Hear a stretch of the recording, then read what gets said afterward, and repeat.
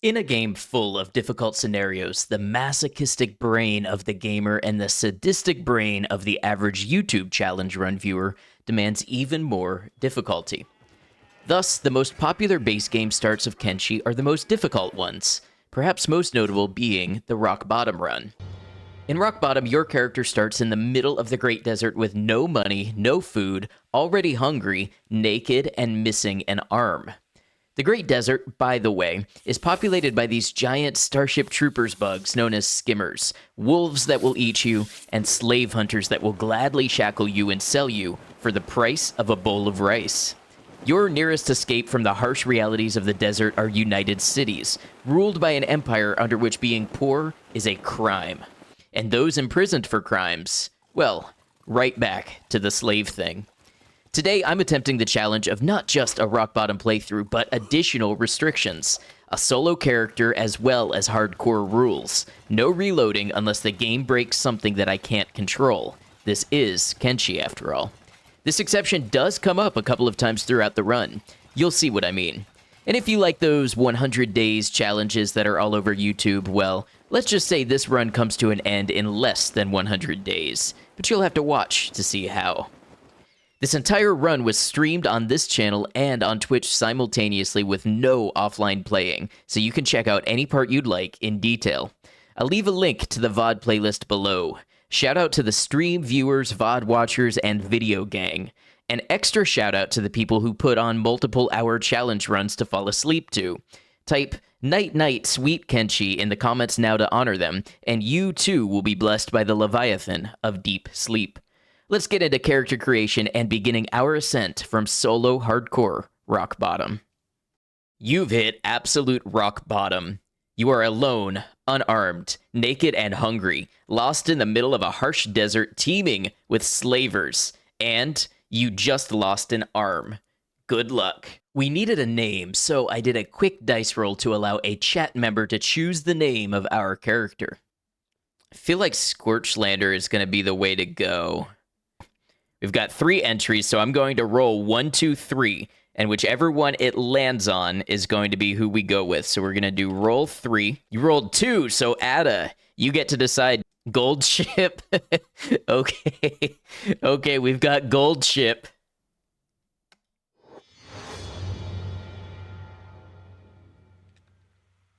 So here we are, the Great Desert, missing an arm and hungry. So, our closest settlement is Battai, which is that way. Now, we've got a lot in the way of skimmers and such in between. Here's the deal. There's slavers and manhunters out here. I think if I have to choose an enemy to risk, I think I choose the manhunter and slaver over the skimmers, because we can turn around a slavery situation. We can't really turn around a being eaten alive situation. Didn't keep your full set of limbs very long first playthrough, so this is actually fine starting with that one. What name did I come up with? So Ada won the name and named it Gold Ship, which was a famous racehorse, I believe, that has now been popularized in the anime Horse Girl racing game. Kenshi's not very happy with these dust storms right now. Ooh, there's a dried meat here. Watch, it's a skimmer trap. Okay, hey, we got a little bit to eat. I don't like how close that skimmer is. Let's see if they're gonna let me into the city. Into Battai. I have nothing. I know they look down on the poor people. Okay, but it looks like they're gonna let me in. So now that I'm in, that's the first of many issues solved. Check out the ranger shop. They didn't even search me. Well, they can see everything I've got, and I mean everything I've got. So the shinobis guard this place. You gonna be moral this run? No, I'm gonna try to survive.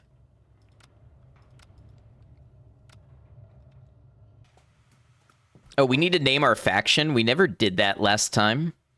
The faction name is going to be Rock Your Bottom, because we're doing the Rock Bottom challenge. Now into the city, I managed to get in trouble in record time when I tried to steal 9 cats. Cats are the currency of the game, by the way. 9 cats is not even enough money for the simplest of food items, not one piece of meat. Hey, idiot, don't touch that.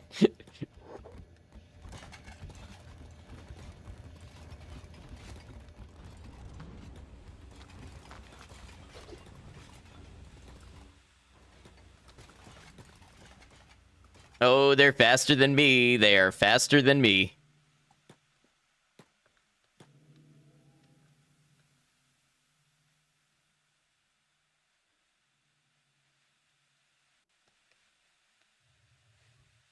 Well, okay, so we're going to go to jail.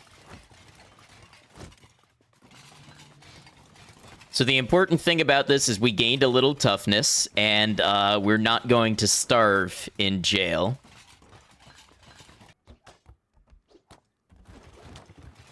This needs healing. See how kindly they treat me?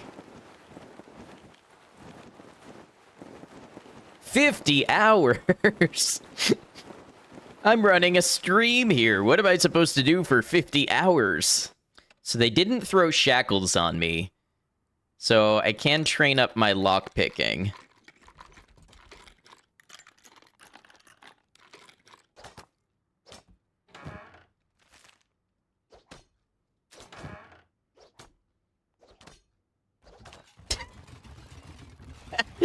You're kidding me.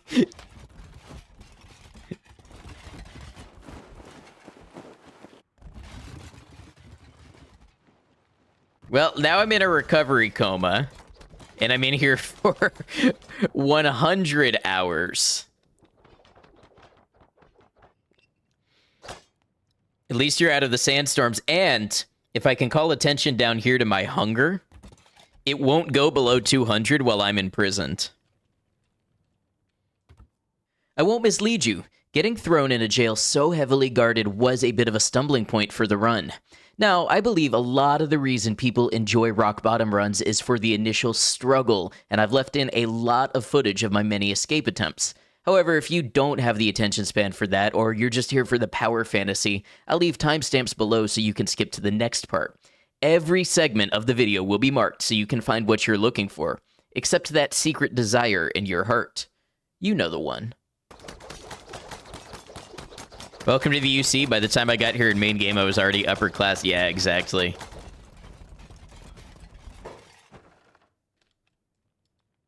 I think we're about to be enslaved.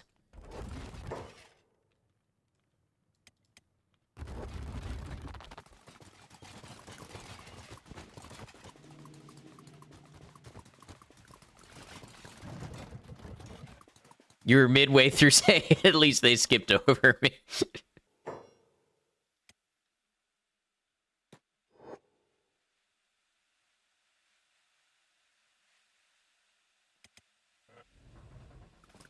How to get sent back to the same jail cell. I didn't even get to get my sandals.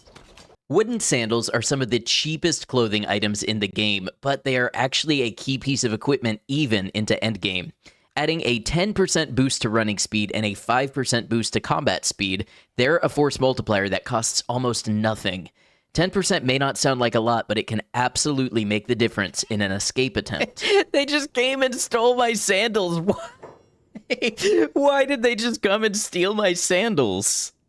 Is it because they were technically stolen? You loot your fellow prisoners? A good question.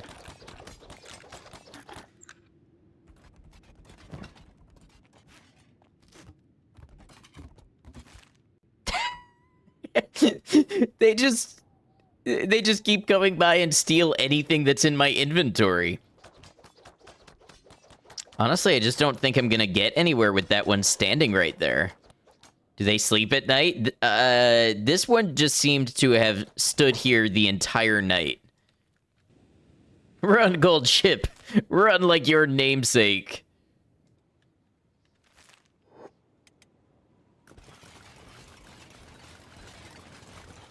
Yeah, they're faster than me.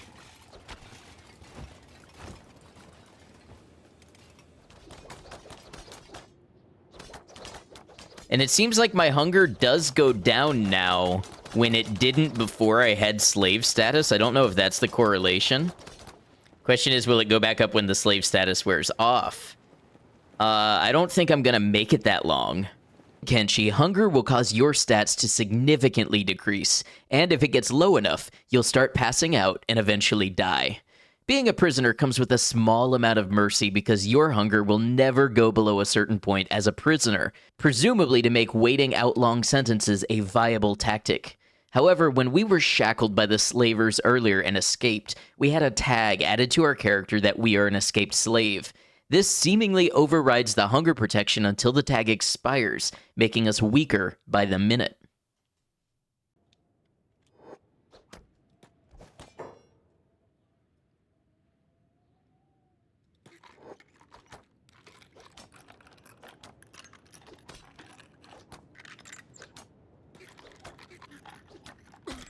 What?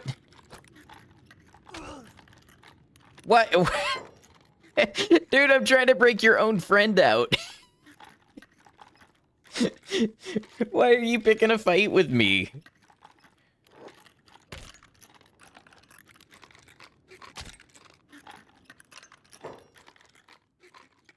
No one busts my friend out of jail but me. That guy looks like Brecht. Yeah, absolutely.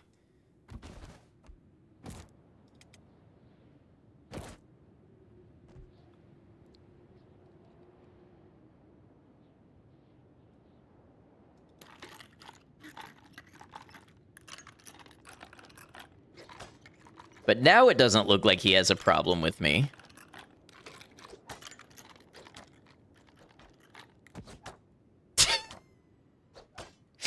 Now this guy does. Nobody tries to steal from me and lives.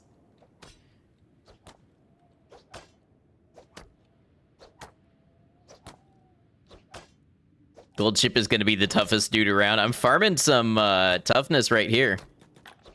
Can I pick my neighbor's cell from where I am? I don't think so. I think I tried that before, but let's see. Oh, here we go.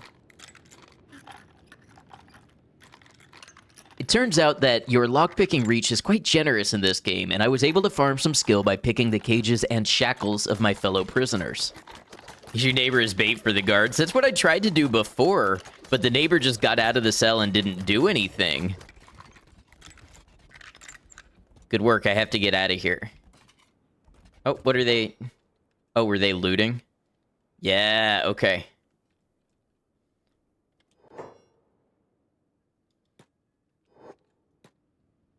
Oh, no. No, wait, this this isn't gonna work. Hold on. Let's just heal back up here. Okay, now they're beating up this other city hero.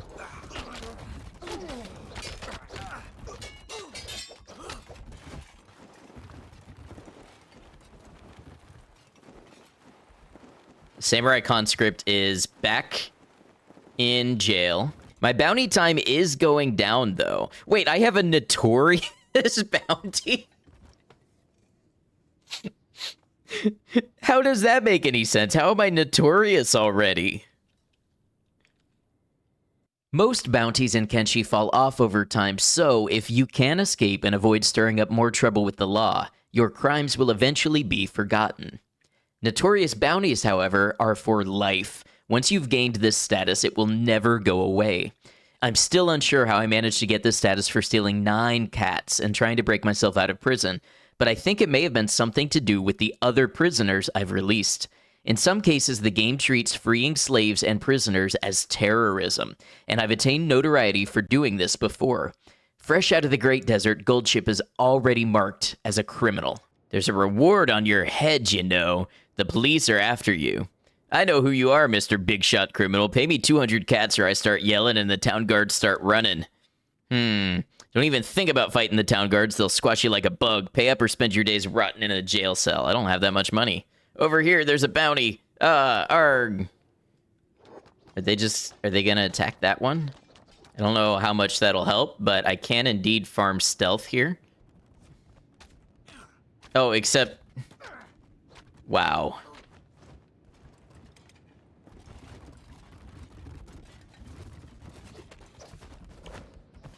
Well, I farmed up to 4 stealth.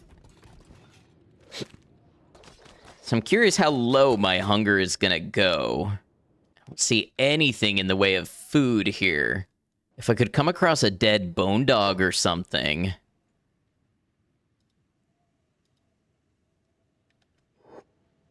I could eat it.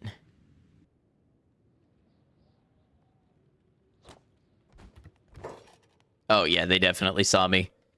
Will the thieves protect me? The Shinobi Thieves are an organized crime group that exists in many of the major cities around the map. They offer fences for stolen goods, equipment for sneaky types, training, refuge, and even assistance for their members who get in trouble. In short, it would be great for us to be a member. One problem. The entrance fee is 10,000 cats, and we currently have 0. Want to do business? Then talk to the boss first. Guessing the boss is up here.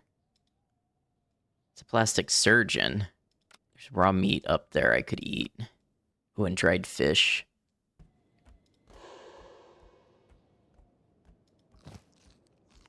Oh, we got some food in our belly.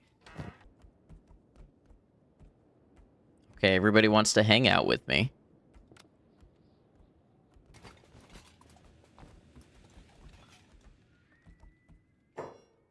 I think a UC guard saw me. Run, gold ship!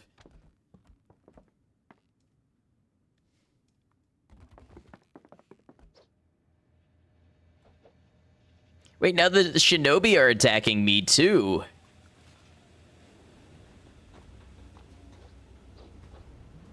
That doesn't seem very much like their credo.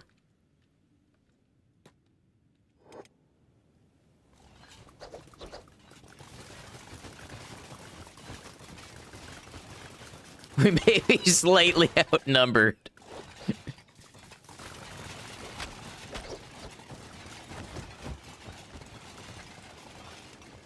Oh, we've got a toughness of 15 now.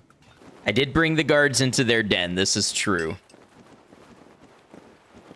One of the more powerful solo character skills in Kenshi is Assassination, which allows you to bypass all of an opponent's health and armor and render them instantly unconscious for a short time. Kenshi is a get-better-by-doing kind of game, so even failed assassination attempts will give you quite a good amount of XP toward raising this skill. For this reason, I decided to try some assassinations while I was in relative safety of the prison, in case it would aid in my eventual escape.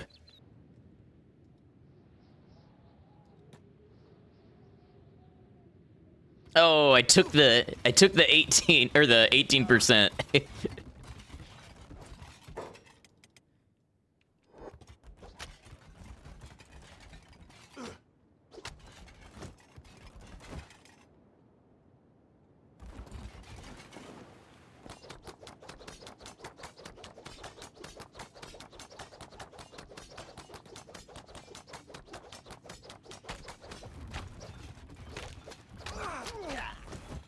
Okay, this may seem like...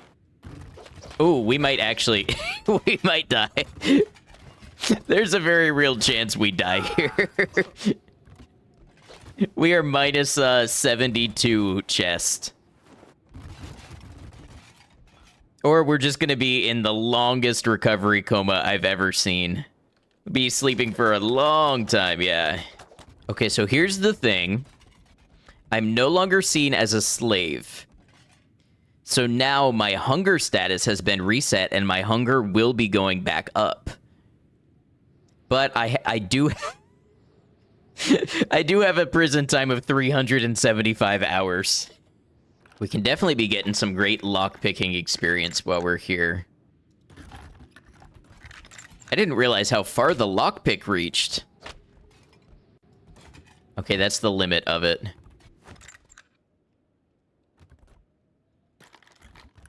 Man, they really gave me too much range. Is this the ultimate plan for everyone who gets jailed to make your own riots? Maybe. I mean, look, while I'm in here, my hunger is going up. I'm getting fed. I'm getting lockpicking experience. This was the plan all along. All right, let's see if we can run away.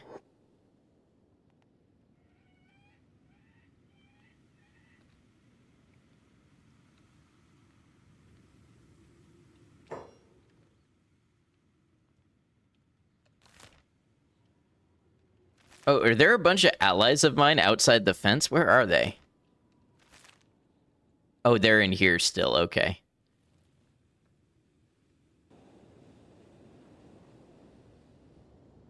Okay, one thing I gotta be mega wary of is the turrets.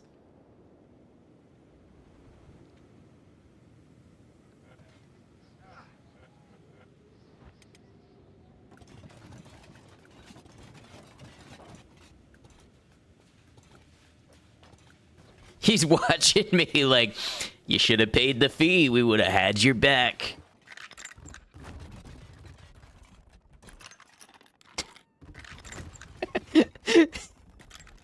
Infinite lockpicking XP glitch.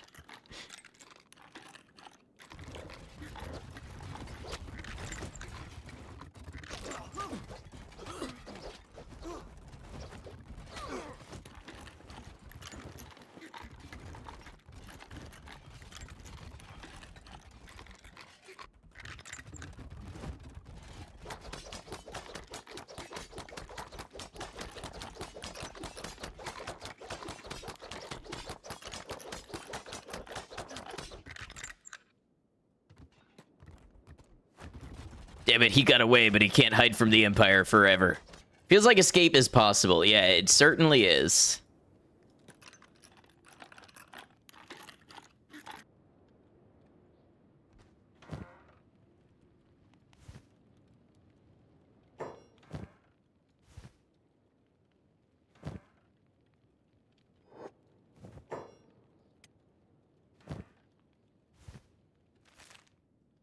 I gotta have the speed with the sandals, right? The sandals will do it. Well, where's...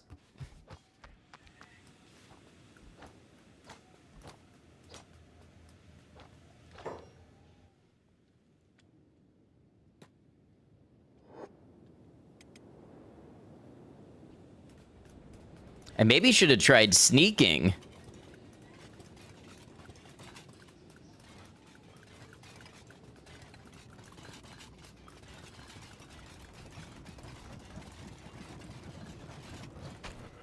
Oh. Now they're gonna take my sandals. No, that's the one you want to drop me off at, right there. No, you're mistaken. Oh, or I could have gone into the shinobi again.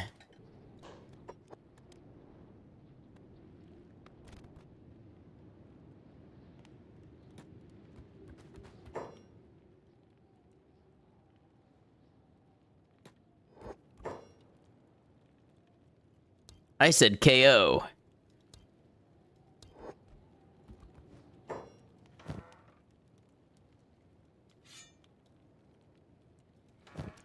Okay, the whole stealing items thing is so overtuned in this game.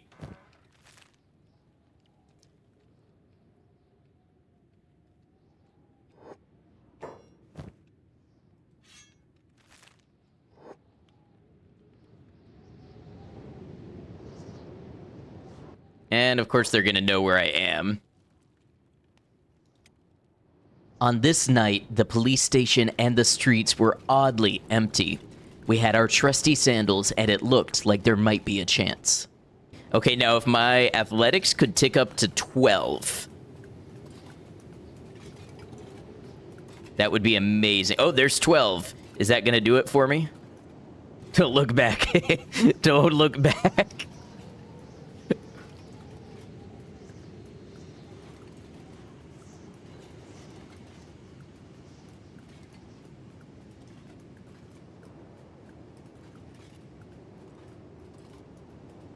They don't pay this samurai enough.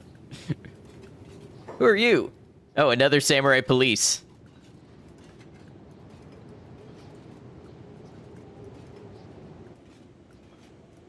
Just gotta keep running. Yeah, the more I run, the more my athletics goes up. You all know where the logical conclusion of this run is, right?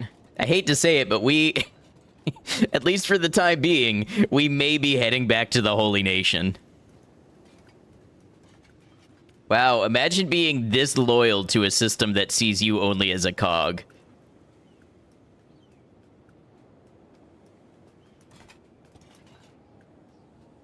I have bandages on me? Nope. Honestly, I gotta say, the suggestion of gold chip for the name, with him now running away from the guards, is just great. Must acquire paycheck. He's on those Empire cats. Did he give up?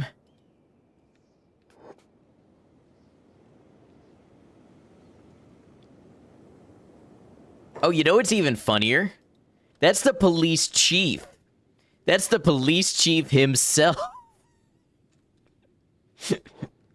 The day that Goldship outran the police chief.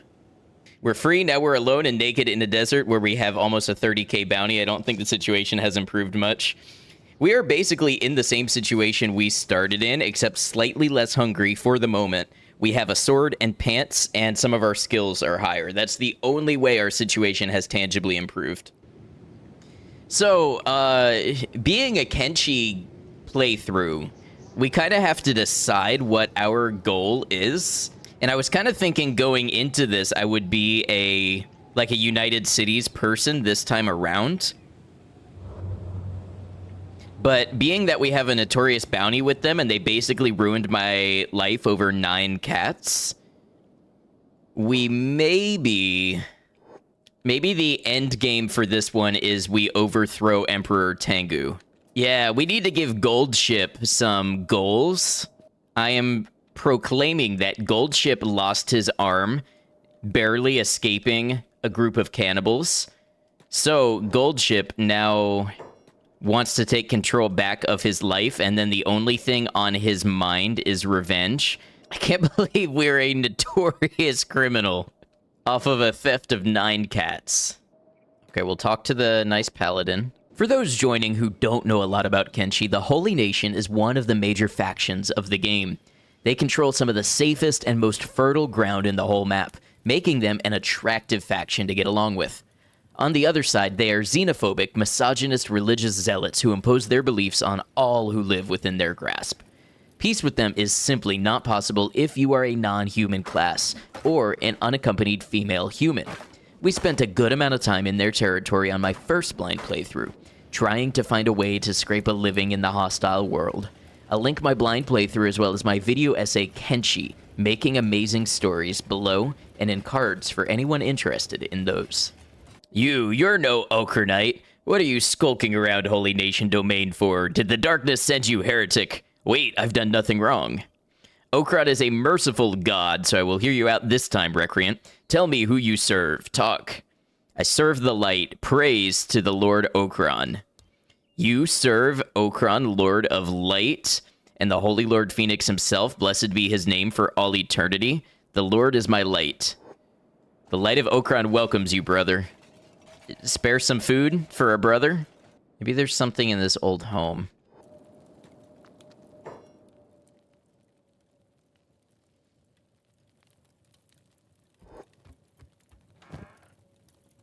Sleeping bag, okay.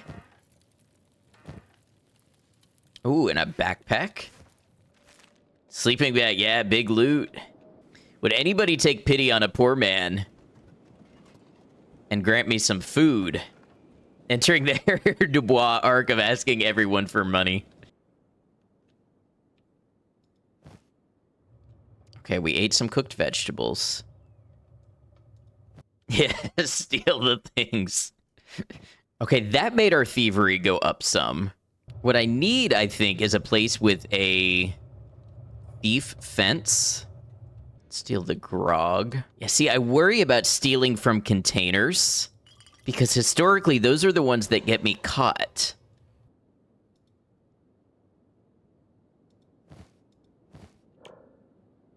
Thievery going up.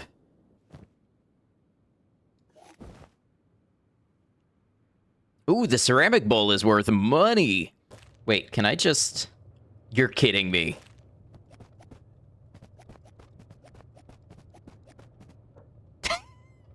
They really didn't... They didn't put a check on this to make sure that you're not just recycling the items and picking them back up. We cheese and good old organic cheese. Discovered this cheese all on our own. Master Thief Gold Ship, the art learned by stacking cups and putting them in a bag. Okay, well, we will be a Master Thief if nothing else.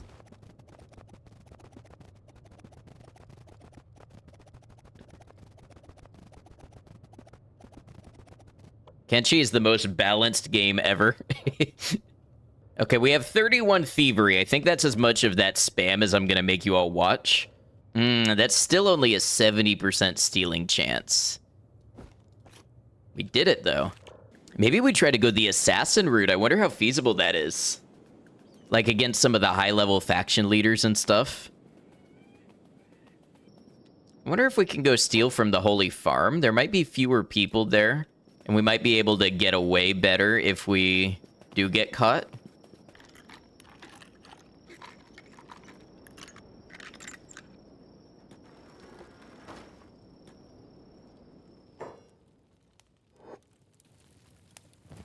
Yes. Okay, that's all we're going to be able to grab with the inventory space that we have. Pay no mind to your front door that just opened. Now this is what I needed. Outside of Blister Hill, we lucked into a great bounty. River raptors are creatures in the world that are generally not aggressive, but cause lots of problems eating crops, which will cause party members to attack them and start a fight. I've lost characters to their antics before. The Holy Nation, however, will gladly rid the land of these beasts, leaving their corpses strewn about. When this happens, the player can swoop in and take all of the valuable leather from their hides, which can easily add up to a couple thousand cats from one group of raptors. This is like one of the biggest group of river raptors I have ever seen. They make the silliest sounds, too. I love imagining the person in the recording booth imitating these. Or not imitating, they are they are the one that created it, but... Alright, let's see about an armor shop. We've got a couple things in mind here. None of which I feel like they have. So we will start with what helps us and does not detract skills. So that's going to be like the trader's leathers here. We don't want the plated long boots, but we will take a leather shirt.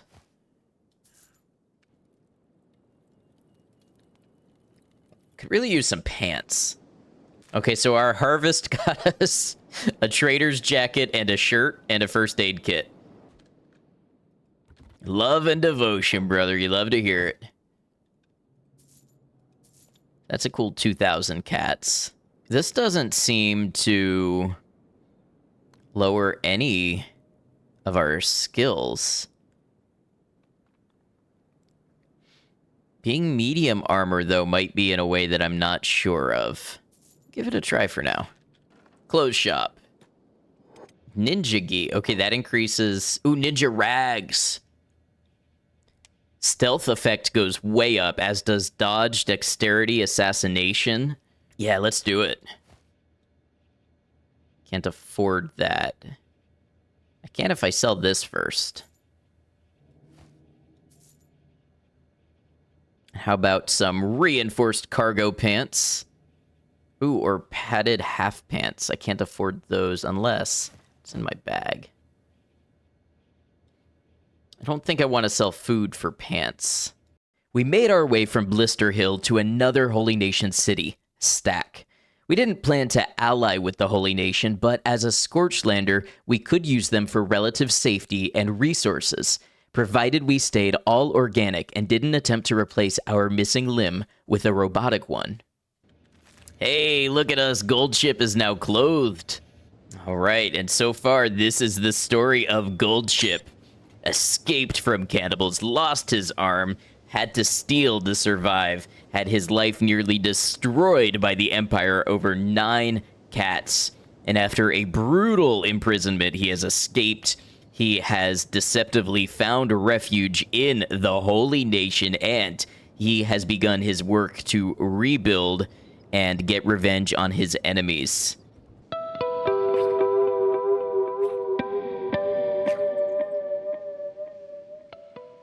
An outsider. Is it really true that heretic women devour their own offspring? Yeah, we're off to a good start here. Okay, so I've been thinking. We don't have a ton of money. Okay, I've got quite the bounty from the United Cities. We've got a little bit of food. We've got a little bit of cash that I'm about to burn. You know what? Let's head out now and let's see what happens. Let's find us a group of bandits. I've learned a couple things about the game that I didn't know before. I'm still not going full hardcore, like, cheese strat, min-max strategy. But I have been willing to, look up a couple of things now that my blind playthrough is done. And I've learned some surprising things that I don't think I would have known. Such as that you gain more combat experience when you're surrounded by more enemies. So that's a useful thing to know. We're heading to one of my favorite places to train. I'm looking for Skinner's Roam. I think I've got it. Hungry bandits make great trading enemies because they're very weak, do little damage, and their only interest in you is searching you for food once you're knocked out. They also don't carry very sharp weapons, so you're not as likely to lose a limb against them. They also tend to travel in large groups, giving the aforementioned bonus XP for being surrounded when training against them. Altogether, this makes them ideal for raising skills from a low level, with a low likelihood of fatal or lasting consequences. Skinner's Roam is home to huge bandit populations of around 40 units, and it's possible to use these numbers to gain some incredible stat boosts. As a solo character, we'll need the stats, so that's where we're heading right now. But along the way, we've disturbed a group of much stronger and better armed dust bandits, who have given us chase.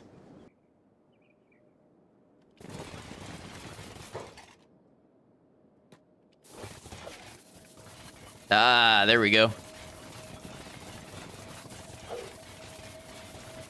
That is a clutch little trick that I learned from Frankie, which is if you tap R to have your character stop moving, then your pursuers will stop and try to swing at you. But if you're holding right-click while you're doing it, you can just keep moving. You didn't know that either? Yeah, R issues a stop action order, and when the AI senses that, they think that you're standing still.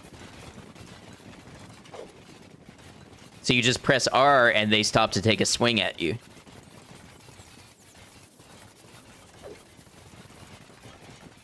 Something like that might have saved Ruka. Yeah. Learned a lot from Frankie. Yeah. Yeah, we finally got to raid Frankie the other day. I wasn't even following his channel because I have been avoiding everything he does until I finished my blind playthrough. Frankie here refers to Frankie Was Here, a Twitch streamer and YouTube creator for Kenshi who knows an incredible amount about the game. Frankie is very welcoming and helpful towards questions, and also has a series of guides that can teach you how to raise pretty much any Kenshi skill you want, faster than you would ever think was possible. I'm using some of what I've learned from him here, and many other creators who attempt these challenge runs have learned from him as well. Check out his channel if you want to catch another challenge run streamer, or if you'd like to learn something from his YouTube guides. Ah, here we go. All right. Let's let it begin. Toughness in Kenshi is a super important skill, perhaps the most important, especially for a solo character. If there was a don't die skill, it would be toughness. Toughness governs how much damage you take from attacks, how quickly your wounds deteriorate when not treated, and how low below zero your vital limb health can go before you enter the game's famed recovery coma. Toughness goes up when you take damage and get beaten up, but especially when your character plays dead and you direct them to get back up to join the fight instead of laying there. Oh, our toughness just went from 23 to 33. The XP gains grow by a ridiculous level when you are a solo character getting up from playing dead with a large number of units around you.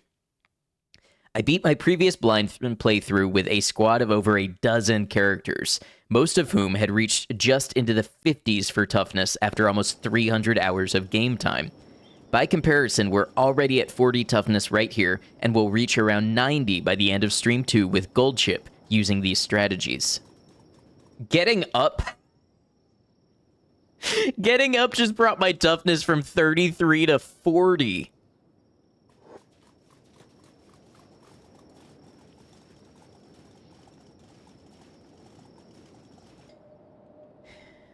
Gold Chip taking a comfortable snooze outside a slave camp to flex on the slaves. Ah, good. Our toughness training came to us. Is this guy taking a nap? Get him. Oh, look at those numbers. Look how many hungry bandits we've got.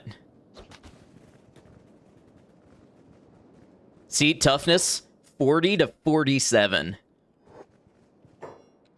Now we're going to take our backpack off so he can't loot our food. 52 toughness. Now let's see if we can get another jump. 56. Why do I do this to myself? It's especially funny with some of the characters.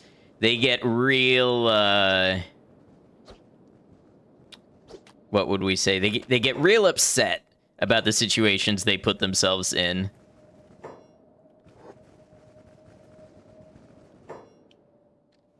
Got to be some food on this guy somewhere. But we went into this like 10 minutes ago at toughness 23, and now we're at 63. Okay, so here's the magic. You see, we're unconscious for about 3 seconds. I'm going to take my backpack off so that my food does not get stolen. Unconscious. Now we're going to play dead. See, I just right-clicked to attack him. My toughness went from 63 to 65. And I went back unconscious. I bet if I do it again, it goes at least to 66.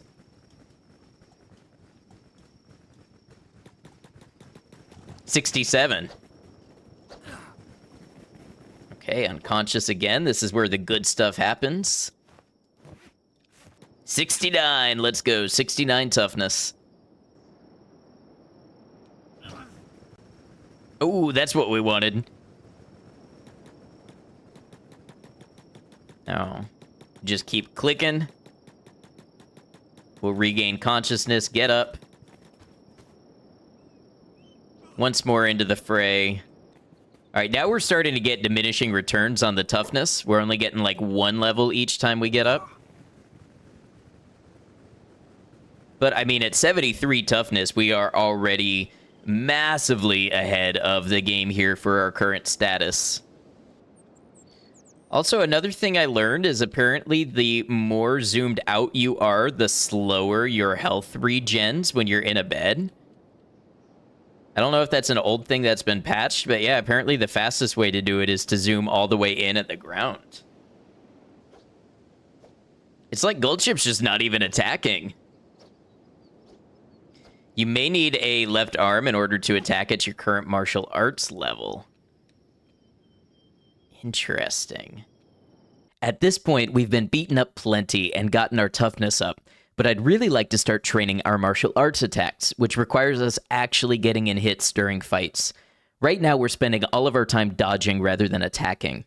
At our low level, too, we only have access to bare basic skills, which require us to have 2 arms.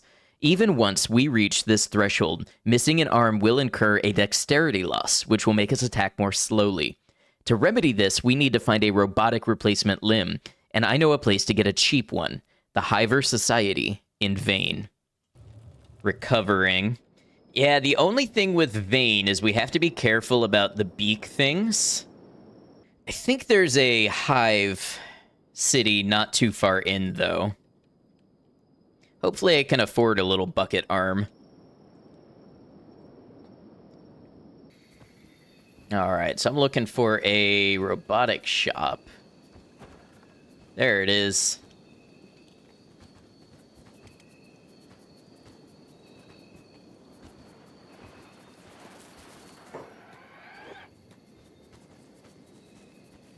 Why does it want me?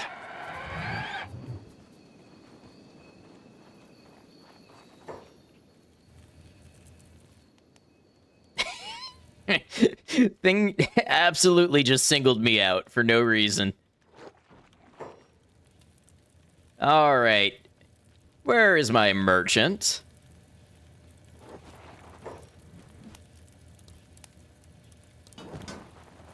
All right, so I need a left arm.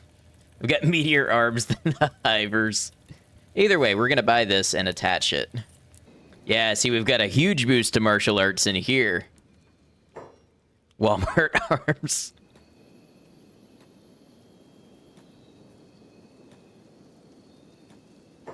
I knew it.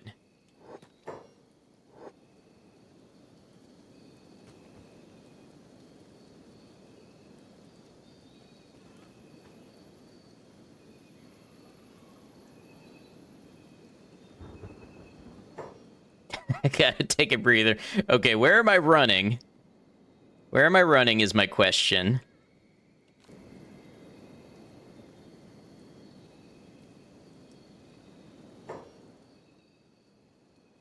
Nope, this isn't nerve-wracking at all.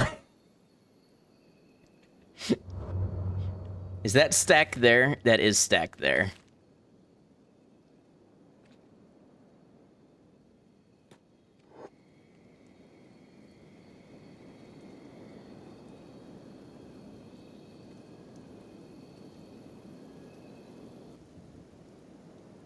So what I'm doing here, I explained it earlier, but for anybody who's not been here yet, I'm holding my run button ahead of me, and I'm semi-rapidly tapping the R button to issue a stop command order. That makes my character in the view of the AI temporarily stop moving, which causes the beak thing AI to try to launch an attack. Now, just know I may be bringing about the end of stack by doing this. Learned all kinds of tricks. Yeah, absolutely.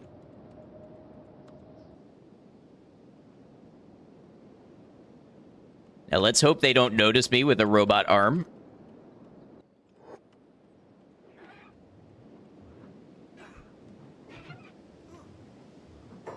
The skeletons walk among us. Okay, they noticed me with a robot arm.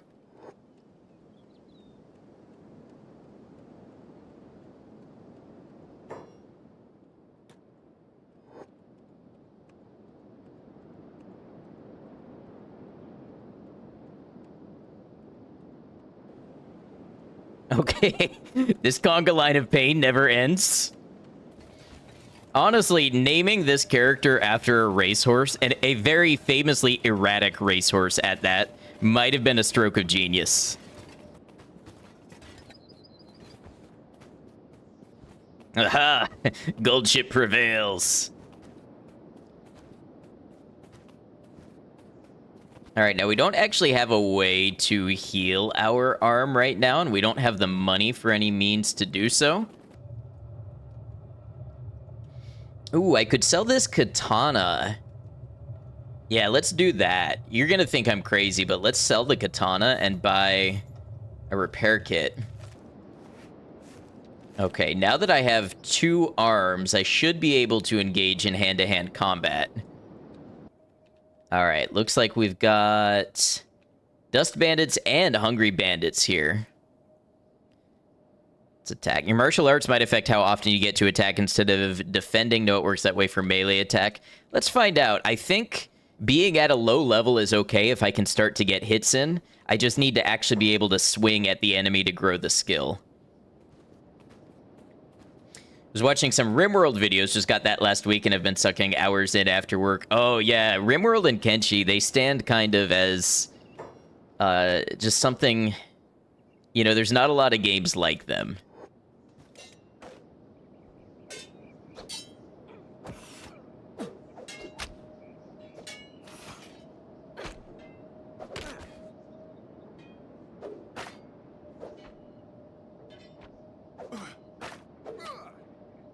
Love sim games, grew up playing Sims and all. Yeah. Okay, so we are getting to attack.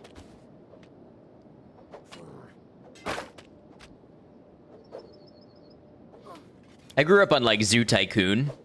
Which, by the way, I want to do a stream of that. I think I want to do a Zoo Tycoon stream where I try to only do a zoo that's only cryptids and mythical animals. Because I know in that game you can get, like, unicorns and things like that. I thought it would be cool to do a zoo that's just entirely, you know, cryptids. Oh, this might not go so well with the bowmen shooting at me. Go on, Goldship. Take a swing. It's getting dangerous. Ah, we'll be all right. Take my backpack off so they can't take my food. I have 86 toughness. We get back up, we dust ourselves off, it's okay. I think we just need to find hungry bandits and work our way up. Once I fight the dust bandits, I can sell their heart protectors.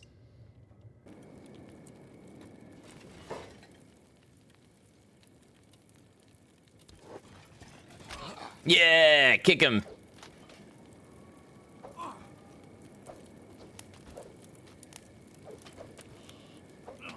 Come on, Goldship, start swinging. I know you got it in you.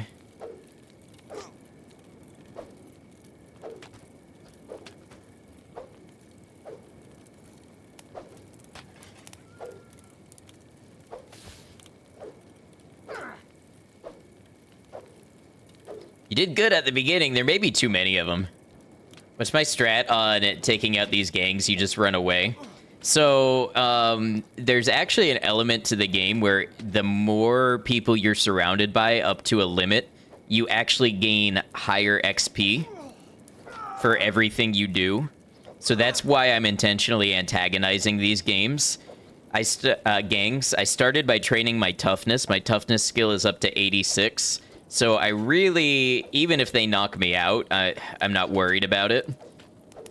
And I'm just trying to get to the point where I'm attacking regularly and I'm using them as fodder to raise martial arts and dexterity. See, they knocked me unconscious. I think my martial arts is just too low for a group this large, though. I'm going to have to find... Maybe I can pull a single one and fight.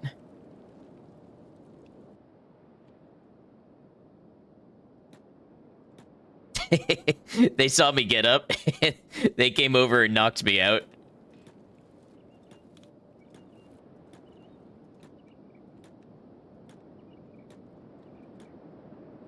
Honestly, a solid start to Kenshi can just be running around a little bit.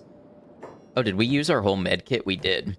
Running around a little bit so that you can raise your athletics and run away from a lot of threats.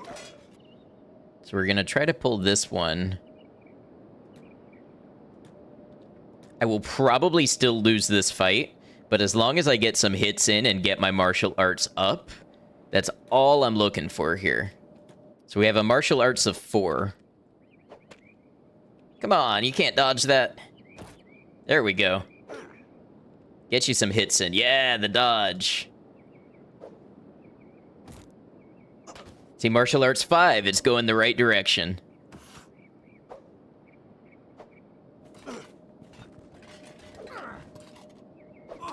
Oh, where'd the other one come from? We have hungry bandits over here, maybe? Oh no, we have, a slave monger surrounded by wolves. Got what you deserved, bastard. Yeah. Eat good, little doggies. Yeah, eat up. Get your strong, shiny coat.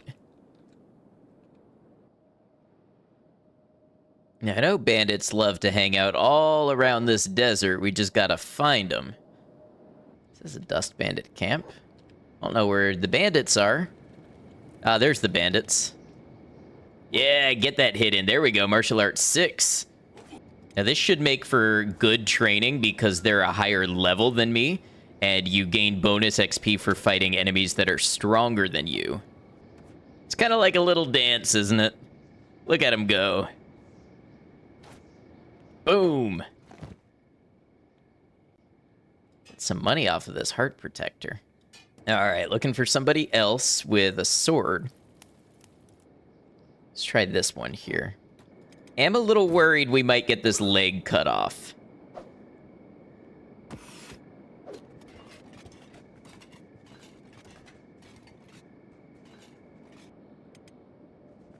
We now have the ability to fight one Dust Bandit hand-to-hand and do okay.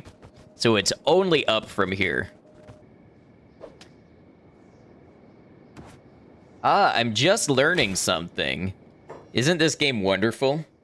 When you kick, and I'm sure it works the same way for punching, but when you kick and your enemy blocks it, you take damage to that limb. You can confirm that works IRL too. Ooh, that's a new move, the palm thrust. Has the new run going very good. We're training up base skills because this is basically going to be a solo run. Yeah, get that palm thrust. Now, it may look like we're losing this fight, and yes, we are losing this fight, but we are gaining skills every time we do it. Ooh, actually, we won the fight. Got caught stealing. You're gonna get back up and attack us. You sure about that? Dust bandits are now hostile towards you. All right. Let's see who our next target is. You have a sword, so you are it. I feel like now that we got the new attack, we're gonna be doing really well.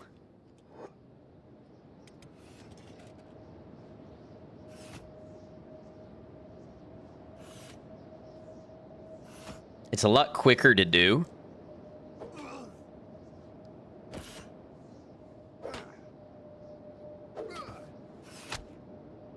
His friends are starting to get up and walk around a little. I wonder if they're gonna see us and get involved.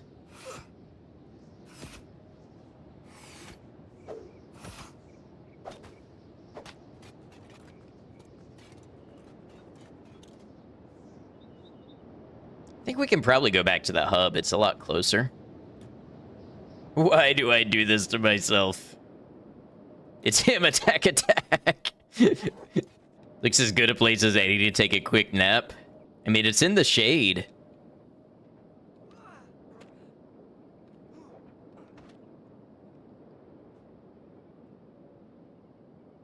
No pain, no gain.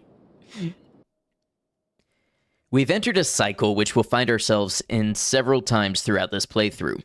Being knocked out near a group of enemies with lowered mobility, the enemies get alerted and come attack us again every time we get back up. With our toughness and the damage they're putting out, it's really not a major concern for dying, but we just have to suffer through the cycle and shuffle a little more each time until we escape their aggro range.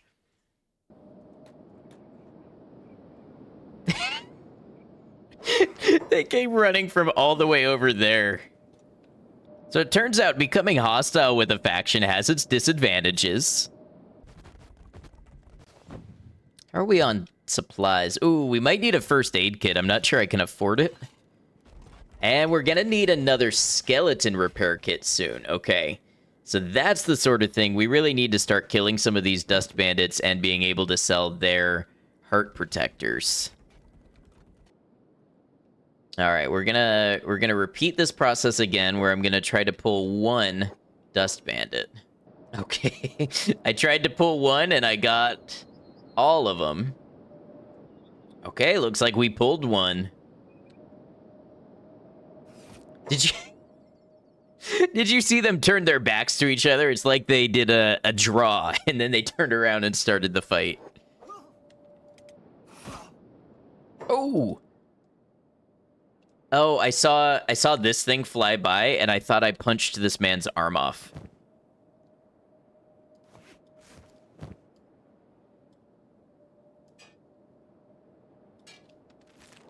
Gonna need a bigger backpack.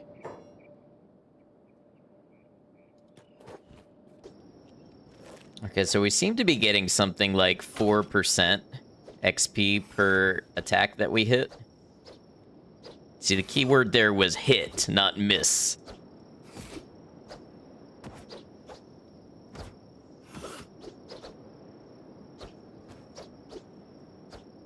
We're starting to take more swings, though. I like the way that's starting to turn.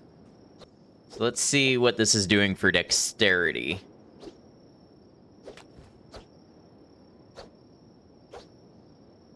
we could land a hit, please. Okay, about 3% for dexterity.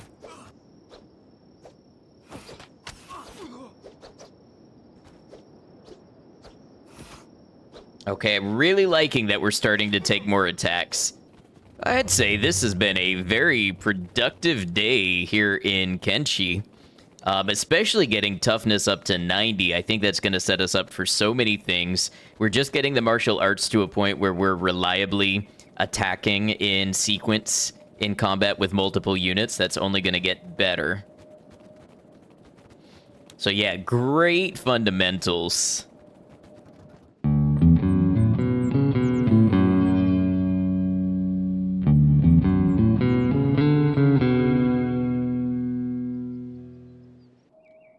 All right, so right now we're just training up Gold Ship. I kind of got to figure out what I want to do in terms of what's our next goal. I think once we have some combat, we need to focus on getting good weapons and equipment, do some more power leveling, and then, I don't know, maybe we go to the cannibals. So what are we looking at? We've got 34 dexterity, we've got 90 toughness, 61 dodge, and 32 martial arts. I need to get some money, a house, some armor, and a larger backpack. And then we can talk about what I need in Kenshi. Never stopped being the dino cryptid kid. I just got other interests that I latched onto. I remember being on cryptozoology.com. Do you remember when rods were a thing? Nobody talks about rods anymore since cameras got better and don't make the visual effects, but like mid-2000s, rods were like the thing that was appearing all over the place that everybody wanted to know what they were, and people thought they like prophesied disasters, and man, all kinds of stuff were attached to them, and then you haven't seen them in like 15 years. Haven't seen them in 15 years because people realized it was just normal things like bugs. Yeah. But people were convinced it was everything from like miniature UFOs to angels to, I mean, all sorts of stuff. I wonder if there are other cryptids like that looking back are clearly artifacts of technology at their time. You know what I mean? Even in the background of movies like Braveheart. JoJo had a stand that was based on rods, really? And again, that part was probably written in, what, like the 90s? Yeah, that's right when we were at what I'll call peak rod hysteria. Somebody do a video essay on this, and the only thing that I ask is that you link back to my Twitch in the description. Give me a video essay on what happened to rods, like the cultural significance and the downfall. I want to know if there are any, like, true rods believers still out there. Excuse you for your youth, but what are rods in this context? So rods were a visual artifact that appeared in photos that would look like a rod of light, sometimes with like little undulations or wings or something like that. And people would, whenever they saw them in photos, they would freak out like they had captured some supernatural or some other, you know, otherworldly thing that was too fast for the human eye to capture. And so some people thought they were caused by miniature UFOs. Some people thought it was soul energy moving through a room. You know, it could have been, people had all kinds of explanations. They tied them into like historic events. Like I want to say there was like, somebody was like, oh, there's a picture of a rod in the Twin Towers before 9/11 or something. Like people would try to tie them into everything. And really it was just bugs with old photography equipment. It would leave that kind of streak, but it was a really popular thing on the internet.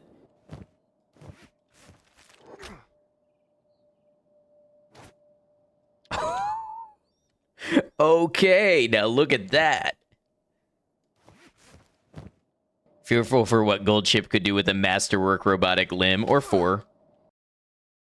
A large part of this stream was just continuing the martial arts training from previous installments. So in large parts, I'm just going to go through it here. It gets pretty satisfying as the martial arts level increases, but we'll get to see plenty of beatdowns later in the run without having to watch the entire training montage here.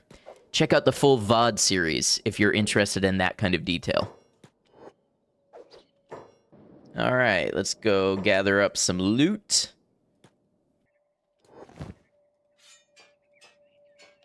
This is the start of our money-making arc.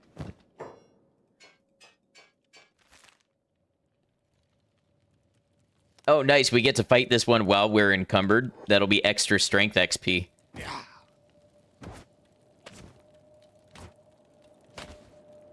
Oh.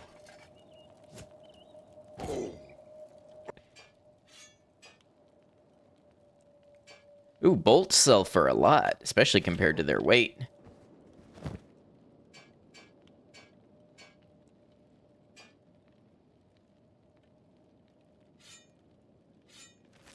We keep this up and we'll have fancy limb and house money in no time.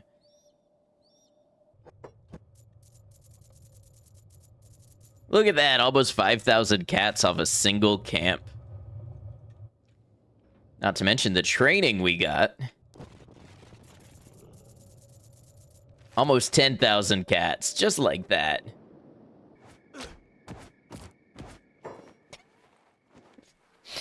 We just relentlessly kicked that guy in the face.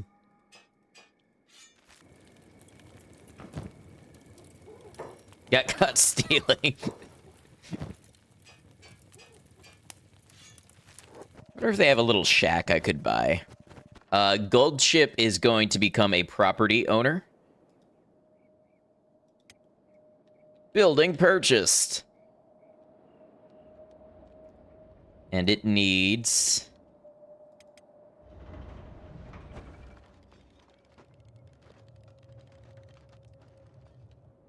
14 building material.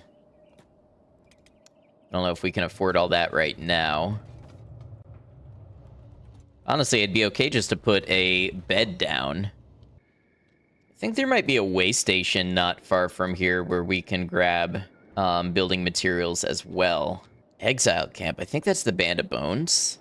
Somebody that I could turn in for a bounty once my fighting skills get up that high. Oh, you know what? We're hungry. We better stop in and get some food.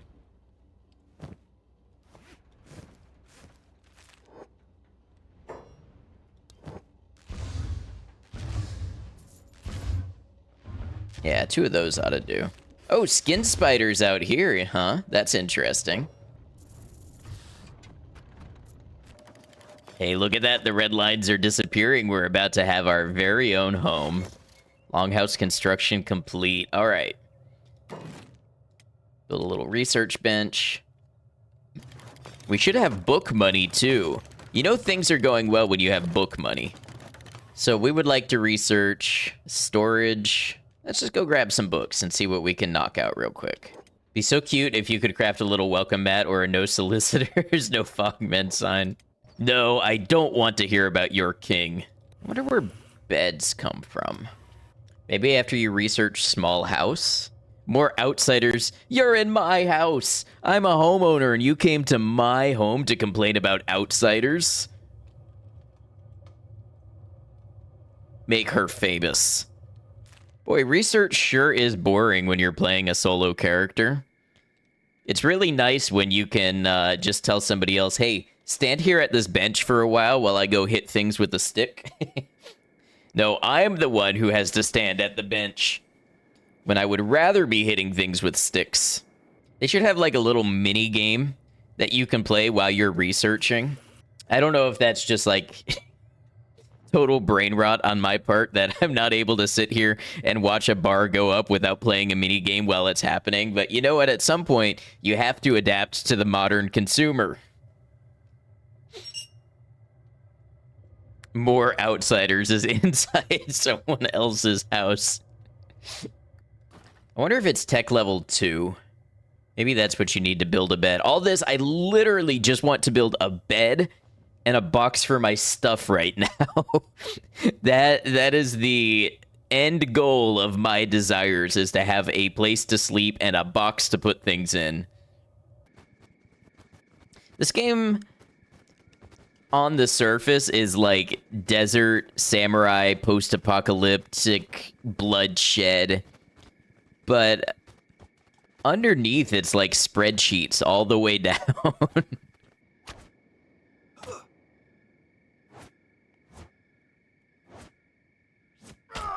Oh! We just kicked his arm off.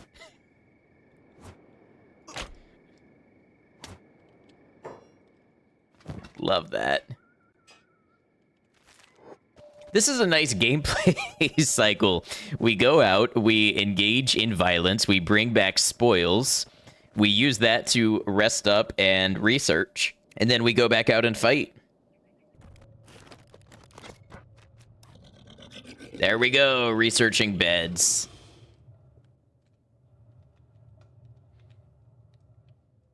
And just in time for the night.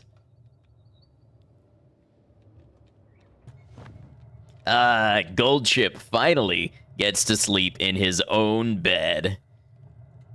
It is a feeling of reward like none other. Good to be here as usual. Got your own pad now. Very nice. Yes, it turns out that fighting dust bandits and selling their equipment is actually a nice gig. How's my dodge? In the armor, it is, we have a total debuff of minus 103. So it's minus 31. My base dodge is 72. You'll notice my outfit has changed here. Goldship is using some heavier armor. One thing to understand about Kenshi is that it operates on stronger opponent logic, where you gain more XP when you fight opponents with higher stats than you, and less when you fight lower.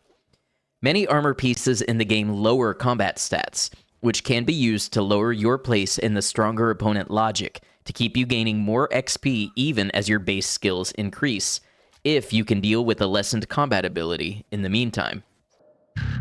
Dodge up to 73 already. Hey, welcome in. Thanks for subscribing on the YouTube.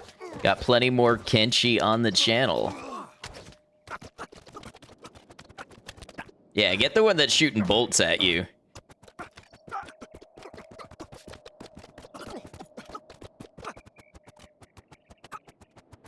Aha! I don't think that was the entire camp. No, it wasn't. My left leg is real hurt, though.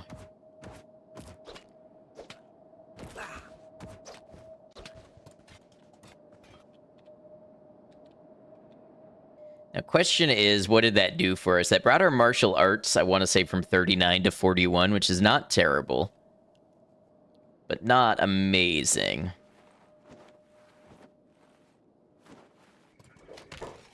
Okay, we got some dust bandits here.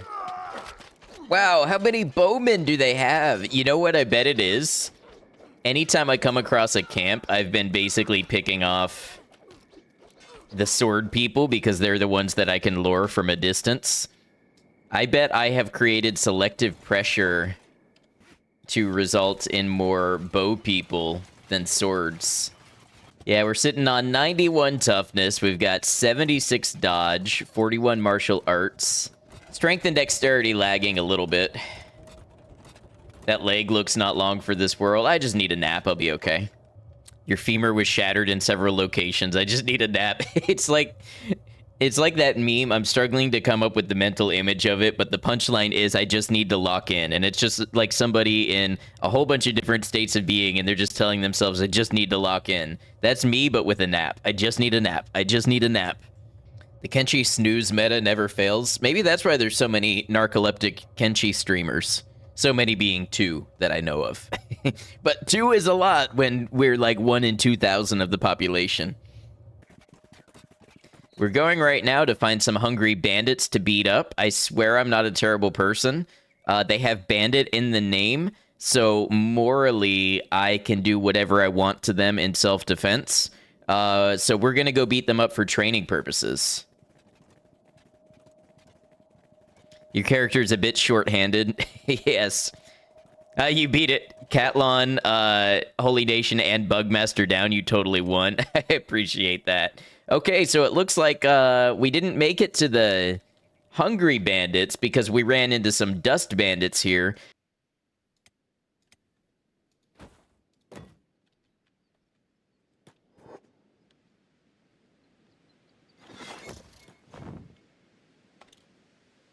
The boots stay on. Oh, look, I'm all snuggled up to this big old rock. I bet it's warm. So yeah, we'll try with just the boots for now because, you know, it's like training weights. I guess if you strap on, like, everything you have, it's going to be too much at once. But you start with the weighted boots, and then you move up to the leg plates, and then the armor. Hey. That's 5 bulls. I think I can attack 5 bulls. Oh, that's a lot more than 5 bulls.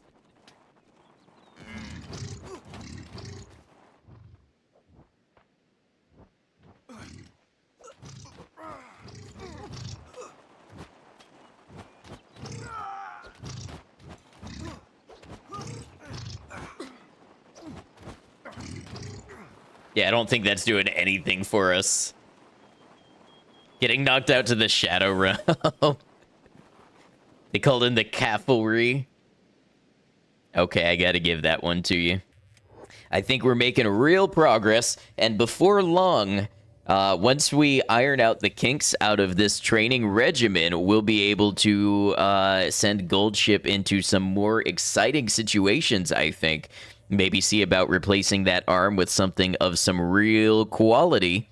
And, yeah, have more adventures. Remember, our goal for Goldship is to overthrow the cannibal gangs and then Emperor Tengu. So, yeah, that is the end goal for this character, and I think we're gonna get him there, or he's gonna die trying, so find out what happens.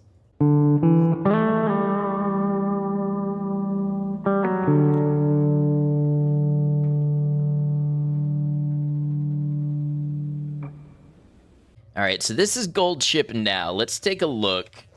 We have a martial arts of 47. Okay. Strength 32 and dexterity 49. We are definitely moving up the ladder. Nobody wants to hear it, but this is what peak physical condition looks like. Yeah, let's try to get our 55 martial arts. And then I definitely think we should try to get some mongrel. Well, I'm going to need some money. You know what? There's a group not far from here that I think would be good to train on. All right, we have one here that's going to fight us. Malnourished, huh? Okay.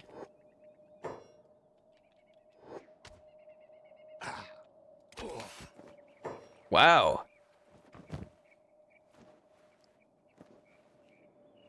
Ooh, look at this. Attack damage effect. Fist protection and martial arts bonus.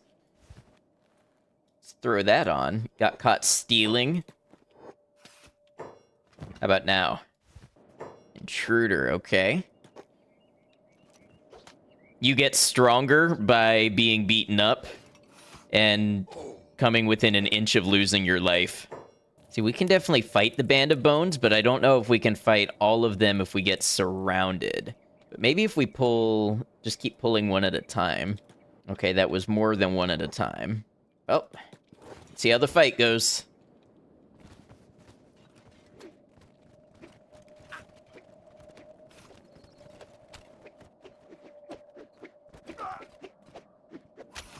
We may be a little more powerful than I gave us credit for. Like, I don't know if we're gonna win this fight, per se, but... there should be a leader. Ah, Tora the Fearless. That's actually quite high attack. Oh, I didn't even see all those guys in the back. Okay. Let's run, see if we pull some.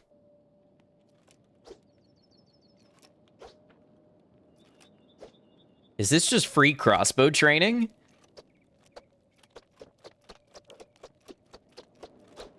I mean, I'll take it.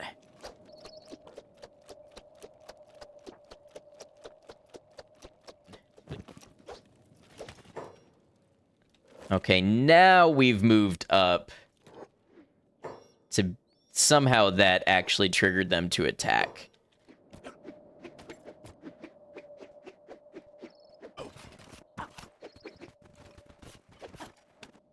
Band of Bones are now hostile towards me. Okay, look at us go, though.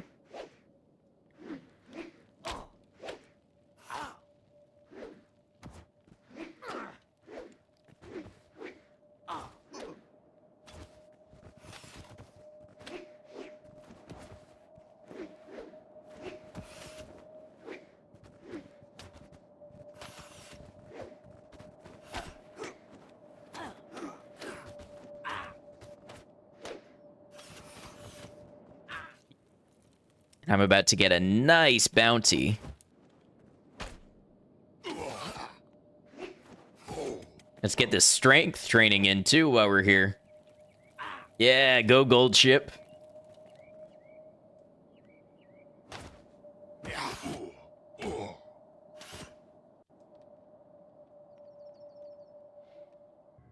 All right, now, I think there's something you can do here. Let's try something real quick. We're going to hand over the bounty, and then we're going to walk away. Oh, did they grab the body? Okay, sometimes you can make it away with the body, and then you can re-engage them for another bounty or more faction reputation. In this case, it didn't work out that way, but you know what? I'm happy with an honest 10,000 cats earned. I noticed there was a bar drunk downstairs. Now, don't ask me why this was my first inclination, but I wonder if I can talk him into a one-on-one fight. I got fresh limbs, kidneys, got hair and scalp too if you're looking for some sweet new locks. It's the bar thug drunk, right? I can get kidneys, spleens, limbs, whatever you want. All working and tested, best quality only. Tested? How do you test organs? Only with the best scientifical equipments, that's how. I'd give these kidneys to my own mother if she was still alive, Okron bless her bones. Yeah, well, you need some supplies. You know where to find me, yeah? I was just looking for a bar fight, honestly. How about this one, the twitchy bar thug? I don't like that look in your eye, flesh bag. You smirking at me. Crack your knuckles. Then let's go, hairbrusher. Protects close allies. Oh, it's a 2-on-1, is it?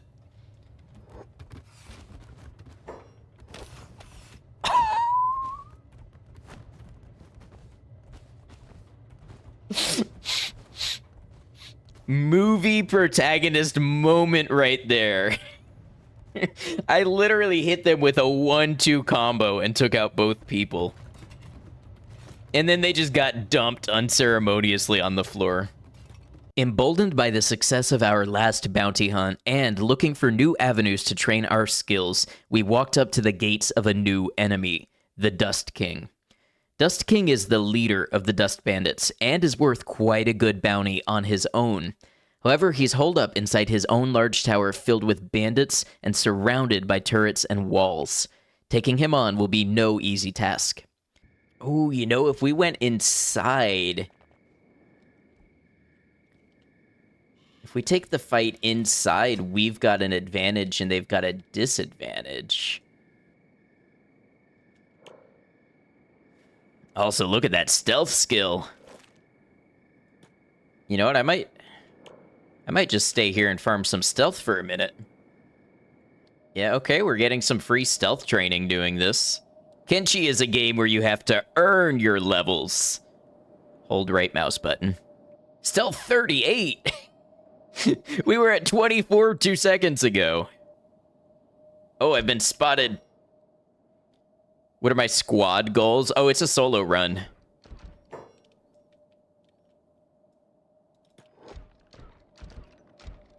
Okay, those crossbows, those turrets really hurt. Let's, so turrets are a problem. Let's go nab a bed for a minute. I just gotta get this blood back in my body real fast.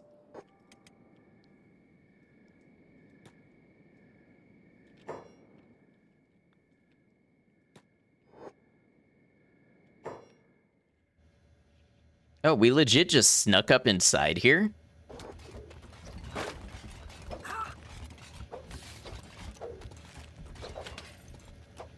This may have been a bad idea. We're getting in approximately 0 hits. There we go. What if we take the chest armor off? Do we do any better?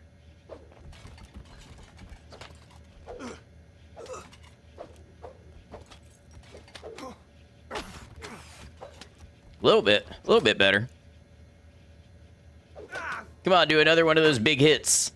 Palm thrust. Palm thrust.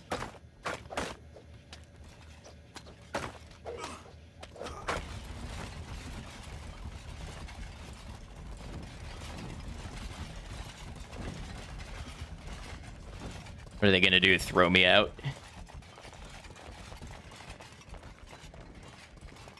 Yeah, intruder out. They're just gonna drop me here. Honestly, we did better than I expected, and we gained a couple martial arts levels from doing so.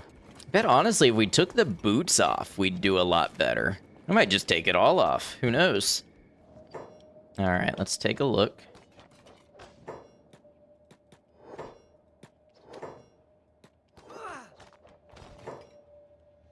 See if we can get inside here. Oh, hit that crossbow one. Although, actually, they may be helping me out here a little bit.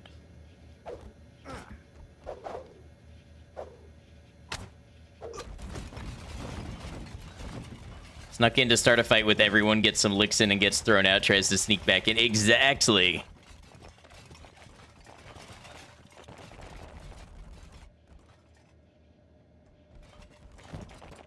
It's just training for us. Might take the pants off. Crucially, in this fight, we learn to lean on a couple of advantages. Some of our equipment adds stat gains in martial arts and dodge skills. We also get an inherent martial arts bonus for fighting indoors, and by dropping heavy equipment, we can lower our encumbrance, which adds a debuff to our abilities. This is going all in to face the fight with the highest stats possible. This is a nudist run. I mean, honestly, look how much better we got at fighting.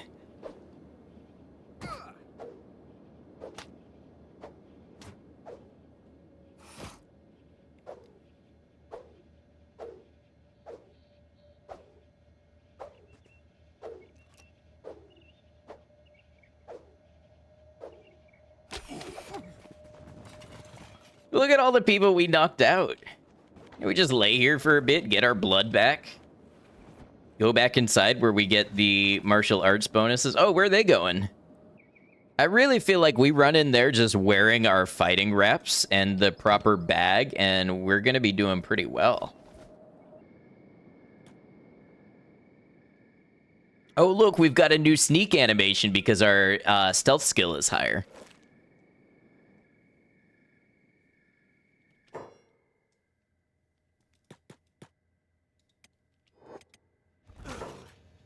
Oh, look at all that damage.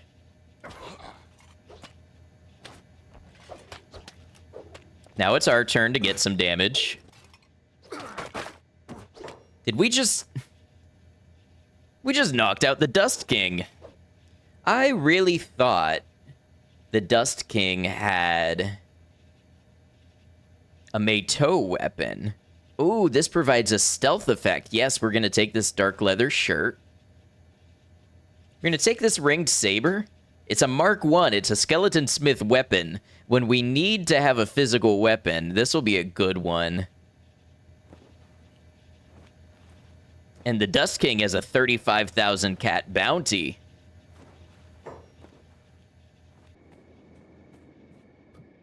Now, there's going to be more loot there, so we'll have to return, but we are definitely turning this bounty in.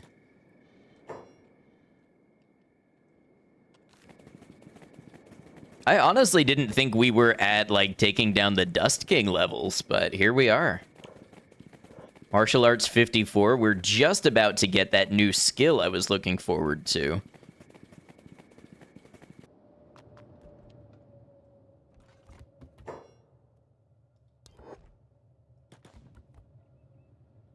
Why are we sitting down with him?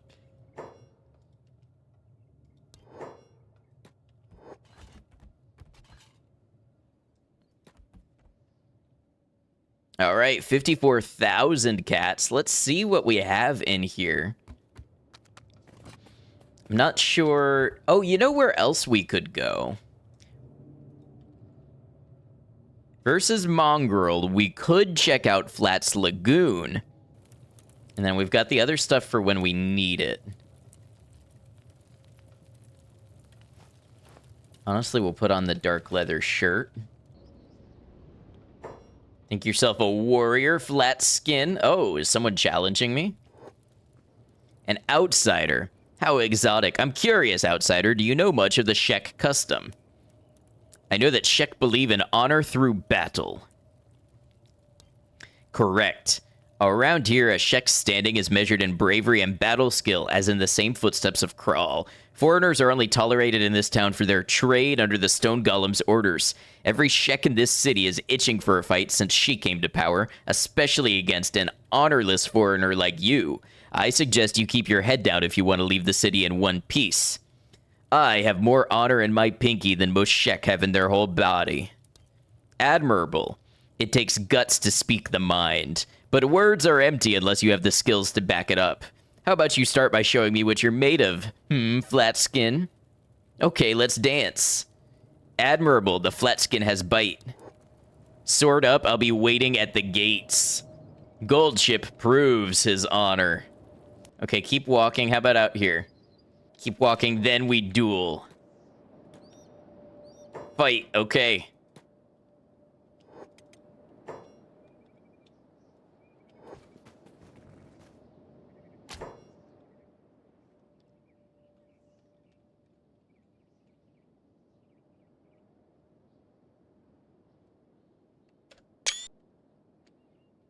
Man, am I gonna laugh if he leads you to a big pack of Shek.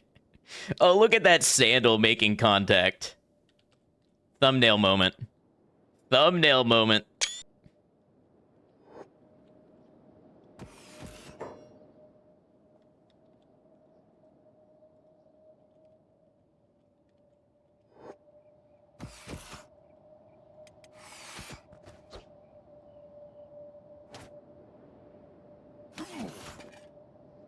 Boom.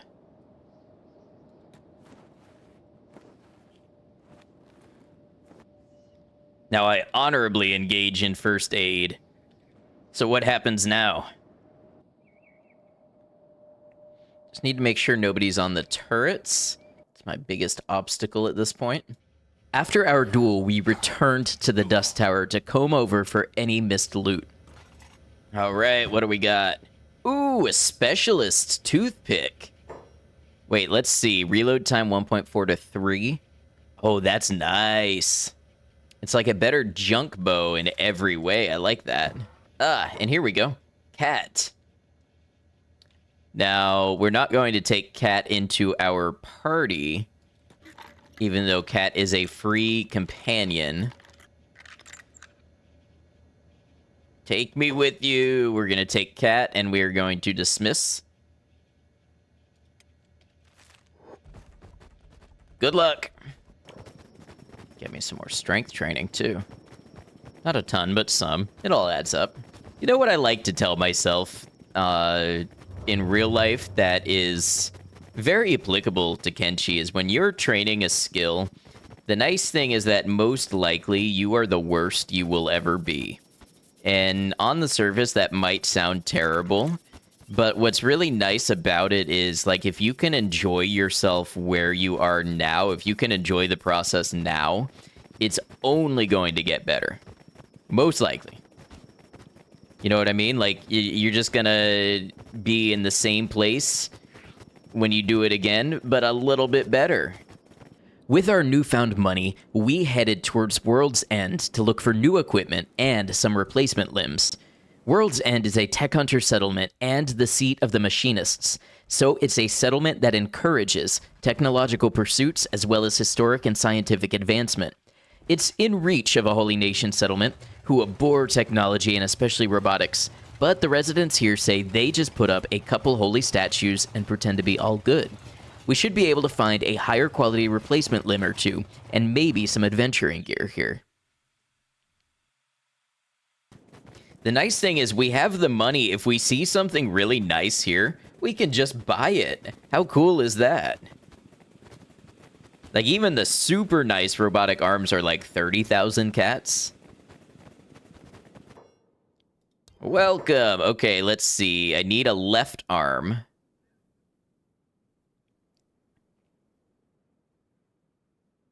Really? That's all you've got for me? I kind of thought you'd have better up here in World's End.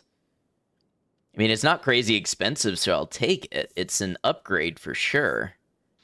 And then I feel like we should put away some emergency limbs, especially as a solo character. I like to have the limbs in my backpack ready to go in case I lose one in the middle of a really bad battle. I like to be able to have options. So let's grab a left skeleton leg and a stealth.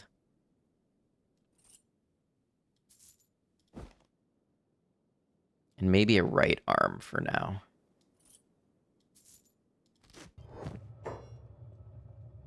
Ooh, masterwork grade. I say we do it.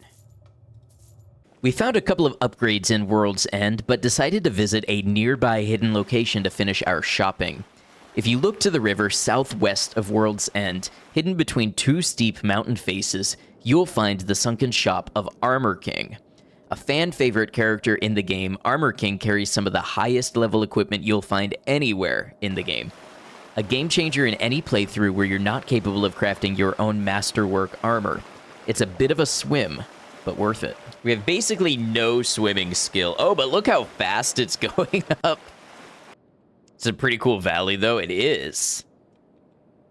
If it weren't for the fact that no customers would ever find it, I'd also want to shop here.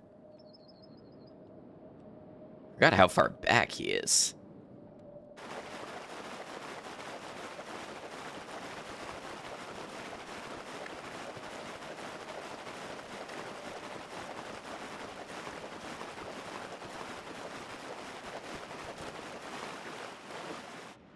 Come on, Gold Chip, you're almost there.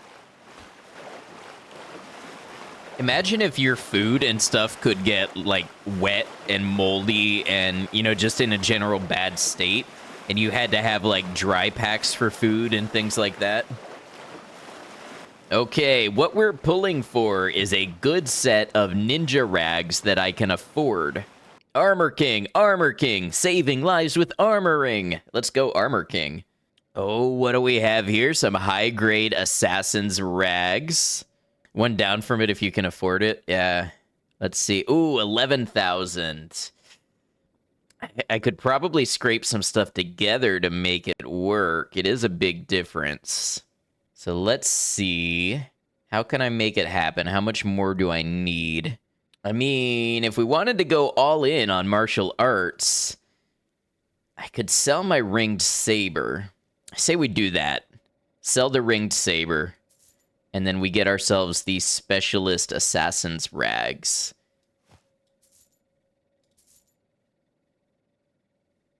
Assassin's rags, while not providing much in the way of protection from attack, provide some incredible bonuses for Gold Chip as a martial artist and assassin. We're talking plus 10% to stealth, crossbows, and combat speed, 20% to dodge skill and dexterity, 30% to assassination skill, and 6 whole additional levels of martial arts. This combination will let us unlock our strength as a martial artist and set us up for the next stream.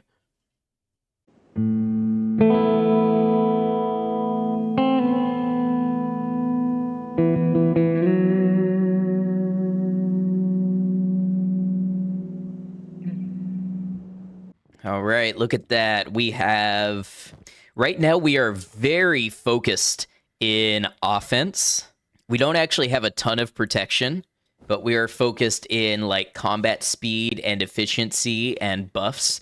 So, martial arts, we have a native martial arts of 45, strength 46, dexterity 58, and 94 toughness.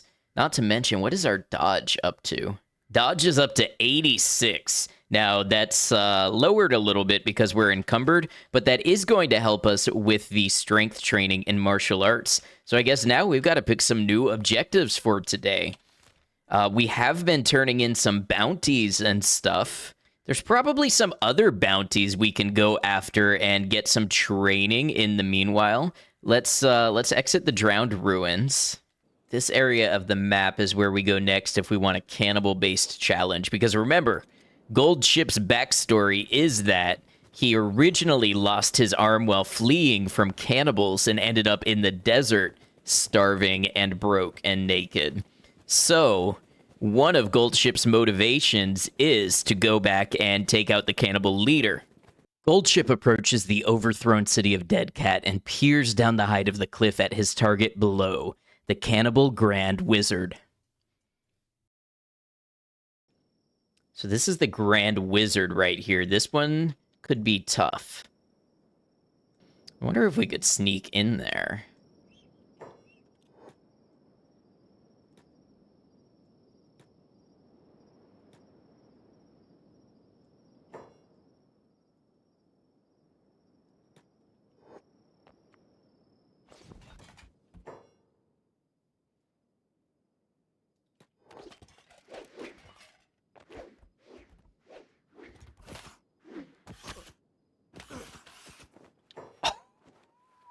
We knocked him out so quickly.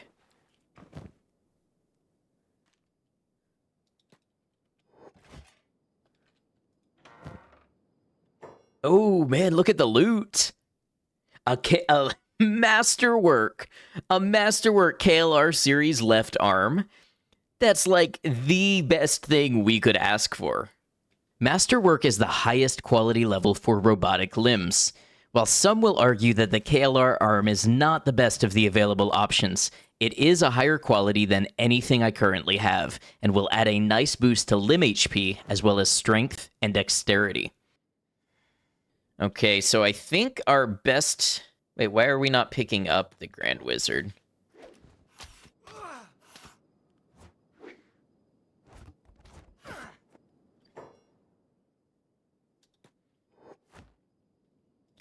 I think our best place to go turn him in is probably the Shek. So we got a bit of running to do.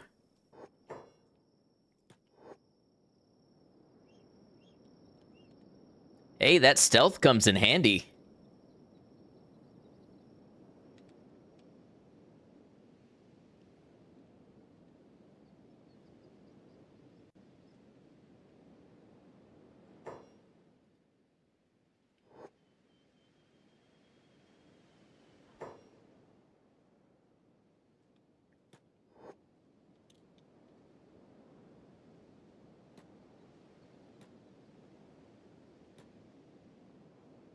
This is us, way up here in the top portion of the map. Normally, we could turn the Grand Wizard into the Holy Nation or the United Cities, located here and here. However, we're a notorious criminal ourselves with the United Cities, and the Holy Nation will attack us on sight due to our robotic limb. That means our only remaining option to turn in the bounty is down here in the south of the map with the Shek Kingdom. Now, if only we could get rid of these weak organic limbs. I know of a way to do it, but it's quite dangerous.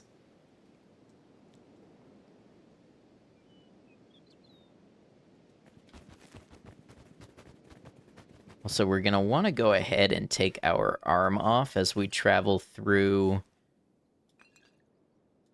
Holy Nation territory.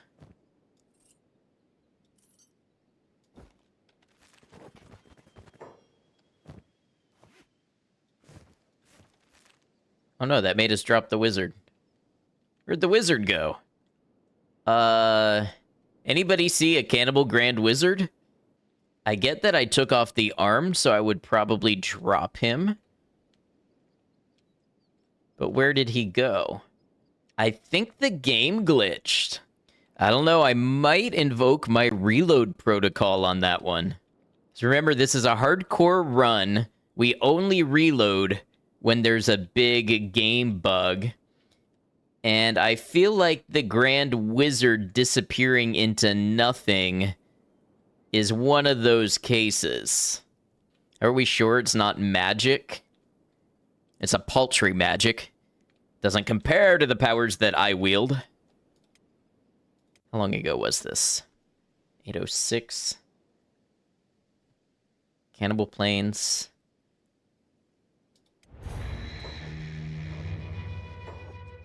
Reload rule invoked.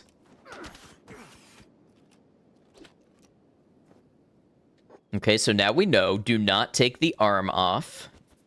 No, that's the way I want to head. All right, I guess we go around the beak thing nest. Maybe if we go down to the beach.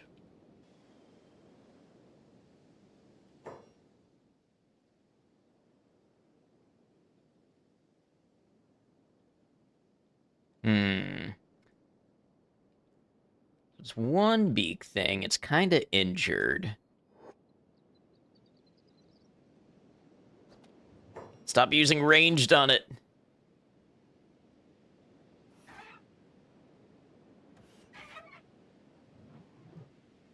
What? What do you mean you couldn't dodge that?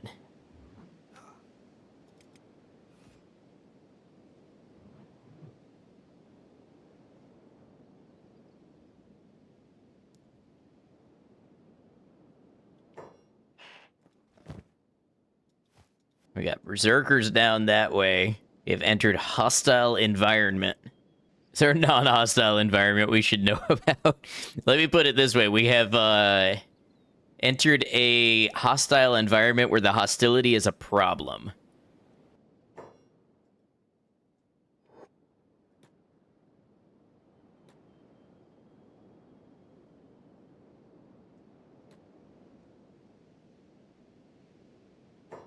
Another beak thing. I don't know how that group of shrieking bandits got past the beak thing. Oh, no, maybe they didn't. I think some of them are being actively picked apart now. Okay, well, now we got a panicky beak thing. I figured out that they do that when the person they're eating alive starts to scream. Sometimes the beak things panic. I always used to wonder, like, what could make a beak thing afraid enough to run away? Apparently they don't like the yelling. Like horses. Yes, if you are being eaten alive by a horse, you should yell as loud as you can manage. You might spook it away. We got a long run ahead of us because the only people we can safely turn this cannibal into are the Shek. You know, there's like not a really a single good way to go back through here. It's definitely a game of situational awareness sometimes. Yeah, like this right here. Oh, it's Hungry Bandits.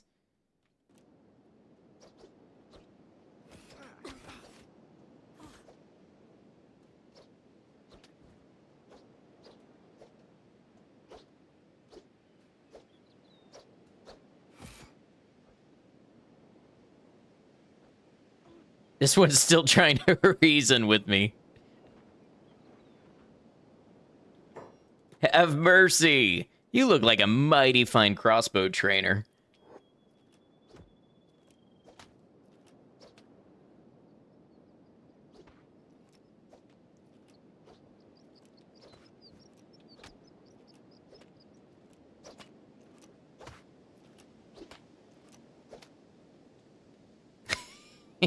Gold Ship kind of has zero chill.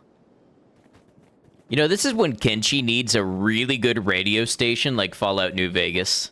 Hello, this is Mr. Kenshi reminding you that you're nobody until somebody loves you.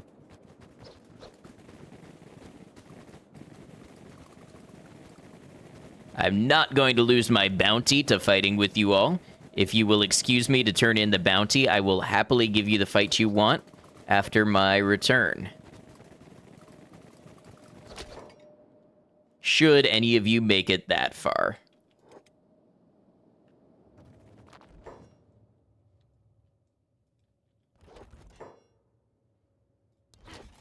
There we go. 40,000 cat reward. I wonder what happens. Can I pick you up and put you in the prison? Oh, the prison's full. I forgot. That happens sometimes. Slave mongers? Sounds like targets to me. You should play with one character and everything else is animals and you defeat every boss in the game. I'm kind of planning to do that with crabs.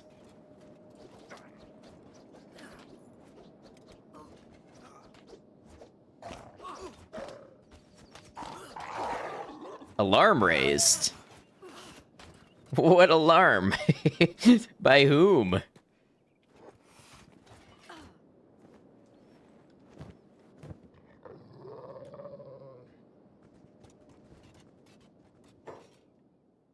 I guess I was too close to the city. At this point, we were well into our new crossbow training meta. If all enemies left alive were crippled, Goldship could aim at them with his crossbow without interruption. He was a terrible shot when they were in this position, but that worked for us as we constantly gained crossbow XP as long as we had ammo. So many shots at a non-moving target. He's got the spirit. This bone dog is eating the slave monger. We got some dust bandits now, alright.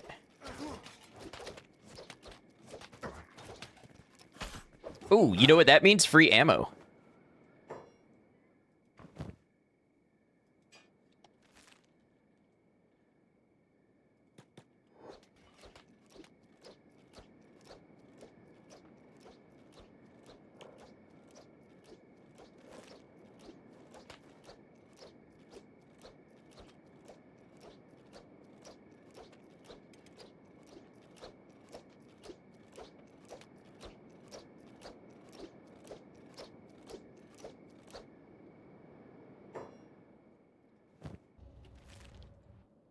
All right, now I think there's another bounty we can go for if we head toward New Kralia, which is... oh boy, let me remember where that is.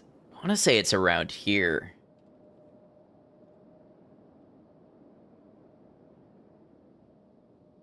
It appears that the nomads or the hivers... oh man! I was gonna say it appears that the hivers trade with them, but I guess not. Look at them, they're getting destroyed in there. Menaces. Somebody should do something about that.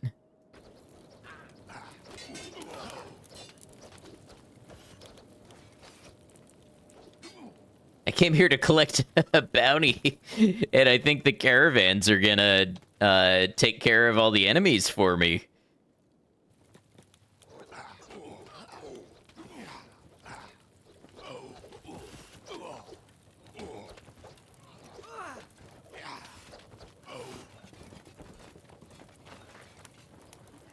Take some of this grog.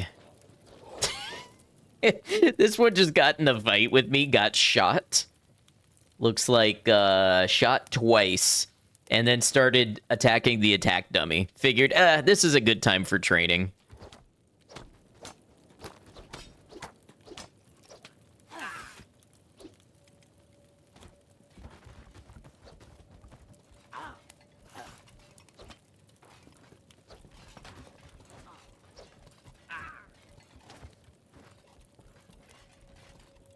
Oh, they have pretty good attack.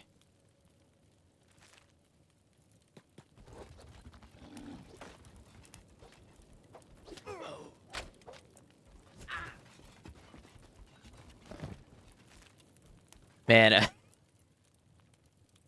imagine getting folded so hard that you end up in this position. Get hit so hard you gotta stop and do some yoga. Imagine having wooden sandals that can withstand the force of kicking someone's face in. You know, stuff used to be built to last. Alright, we better head inside the main building.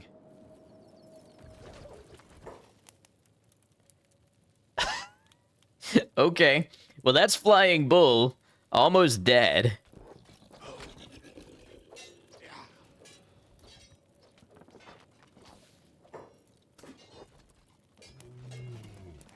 Kral's Chosen are now hostile towards you. I can't even get in the door to fight. There we go.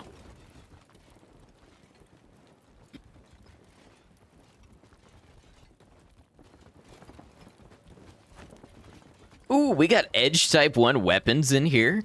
Alright, well, back to Squin. I wonder what we do now. I wonder what the next step is before being ready to take on nobles.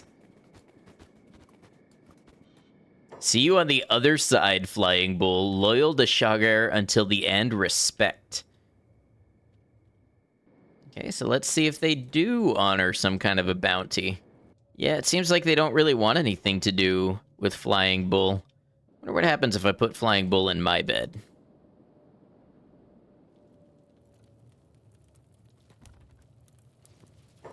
He gets up and runs away. Not so fast.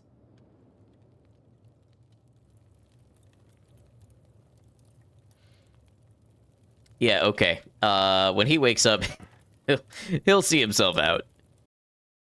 We decided that as Goldship wanted to go for higher bounties, it would be beneficial to have a higher assassination skill. Many of the noble targets were surrounded by seriously trained and equipped guards, so being able to silently knock them out and move them to a secondary location would be very beneficial. To train this, we returned to the large hungry bandit swarms in Skinner's Roam. Remember, it's always moral to train on hungry bandits, because the word bandit is in the name. We even got some of them to start a circle pit for us. Oh, Goldship. Your marksmanship is atrocious.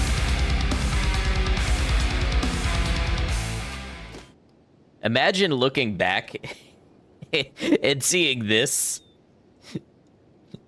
Seeing this just quietly approaching you. And those eyes. Those piercing eyes. You know what? He's kind of got a cat face.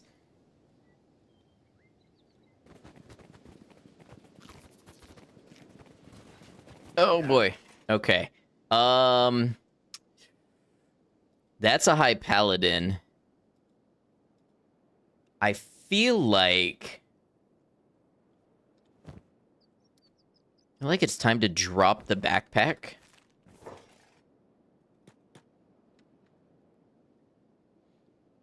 I think we got this without the backpack in our inventory.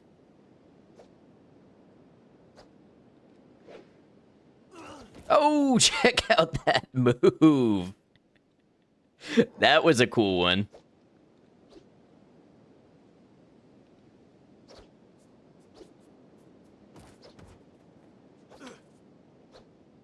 It does leave you open for a hit after, though.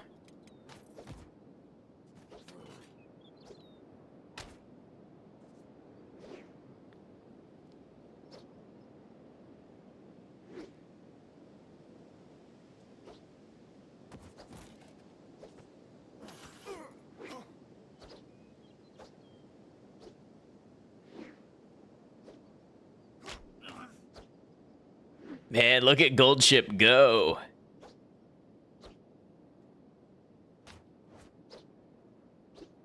Like a frog on a trampoline.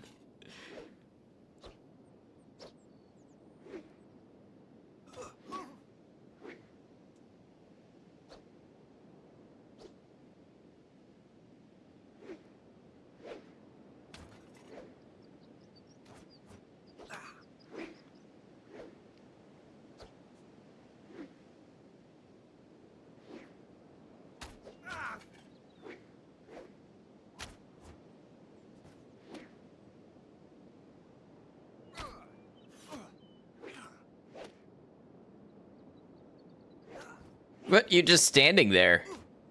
There you go. Do something about it.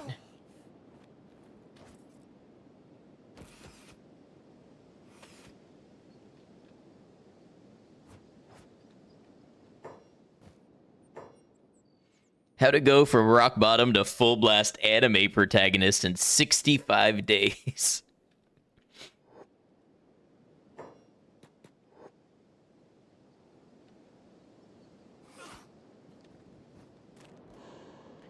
Let's run by these holy farms on the way, and maybe we can run by and just kind of like drive by, knock out everybody at the farm for practice. Let's see how this goes.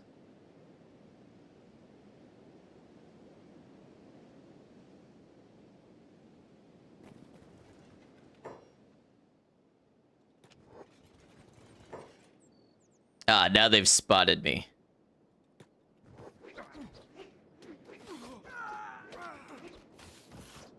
Oh, you know what? We didn't drop the backpack.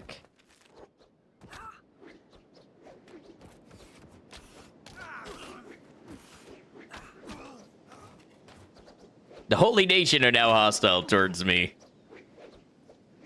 It seems Goldship, wherever he goes, earns only enemies.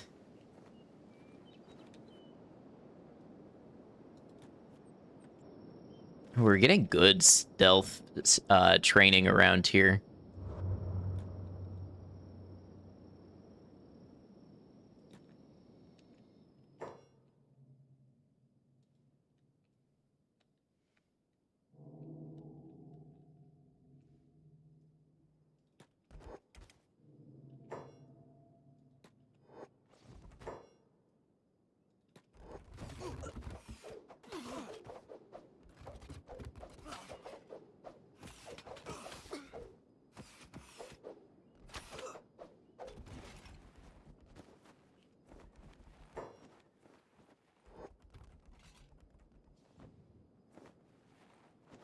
We'll lay here and get some health back. No big deal.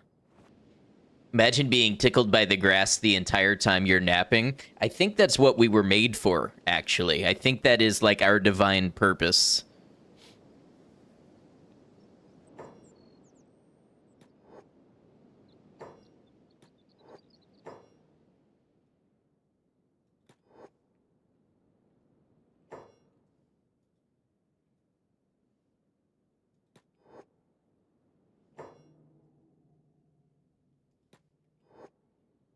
Divine purpose to be tickled by grass. You get it.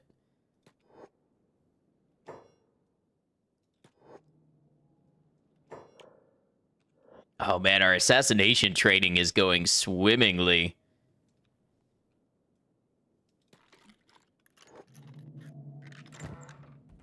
Hey, we got some grog in here. Y'all holding out on me? Alarm raised, huh? How about one of these? One of these. One of these.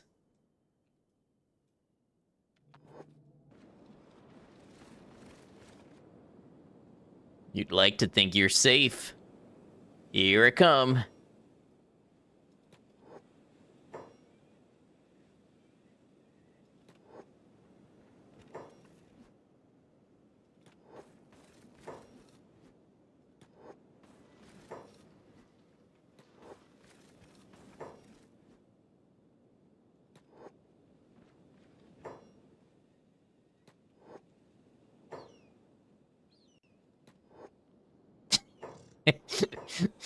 Mysteriously, everybody decided to take a nap. Oh, cool. Everybody's back to work. Nobody wants to work these days.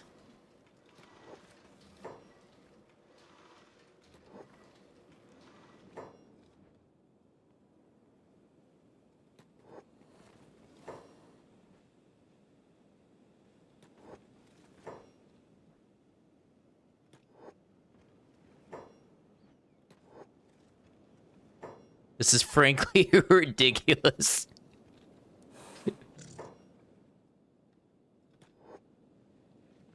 I think assassination in this game might be a little broken. And it's just getting stronger the more I run around doing this.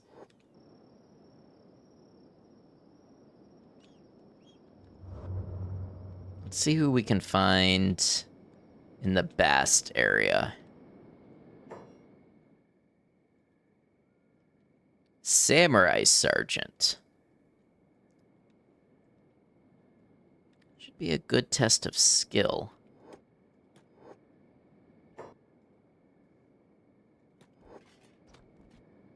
Okay, so stealth is kind of powerful.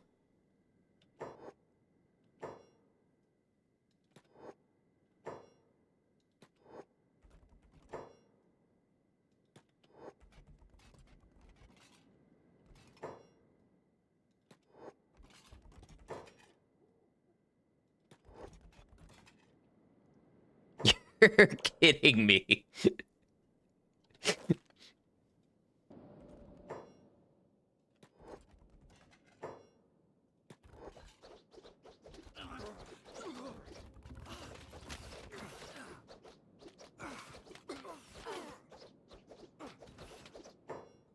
Okay, are any of them even slightly hurt? Yeah, they're wounded. I think we're gonna have to drop the bag.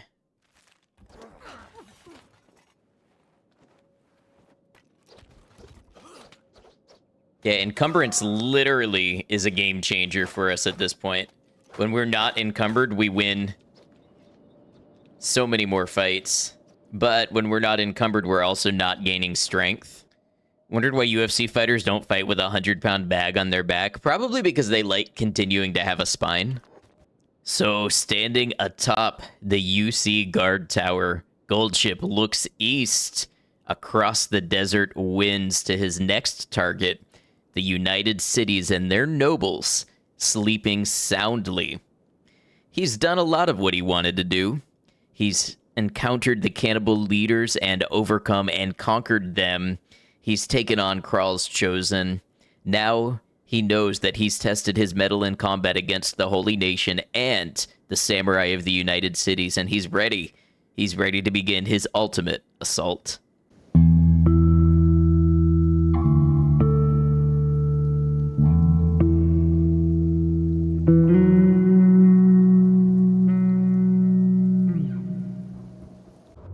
Yes, here we are. Bast. Goldship looks east. Look at him there. What lies in front of him? Victory, pain, failure? We know not. But we know we must travel to it. Hey, you know what? I should imprison these guys just for fun. It's about sending a message.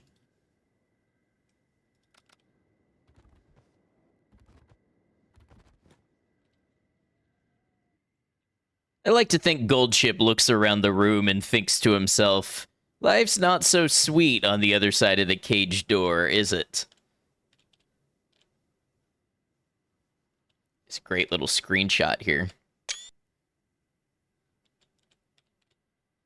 That'll make a good thumbnail. All right. So the thing is, both the Holy Nation and the United Cities are hostile towards me right now. So that's not, as you would say, a great situation to be in. Can you get mod pack? None mods. Wait. Compressed textures. That's my mod pack. Welcome in. We did a good bit more training this time around. It's mostly the same as the old stuff, so we're not going to highlight too much of it. But just know we fought a lot of samurai and Holy Nation. Many limbs were kicked off. Then we set our sights on a place we were no longer welcome. The United Cities. Can we just walk right in?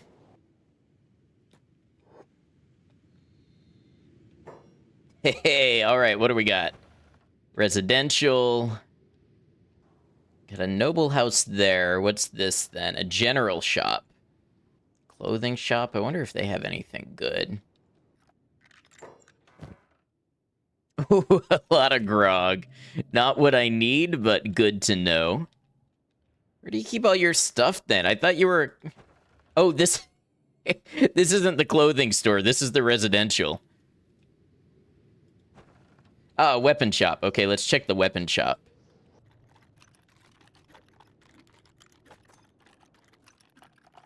Might be in over my head on this one. Oh, is the noble out for a walk? Yes, indeed. Noble hunter out for a walk. I bet I would love to have that bow. These are some of the toughest guards, though.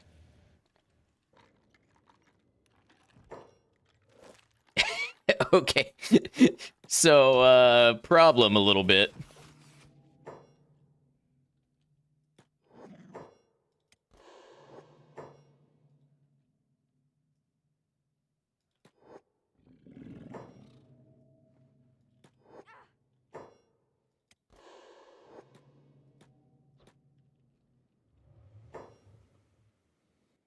Go mess with the slave shop.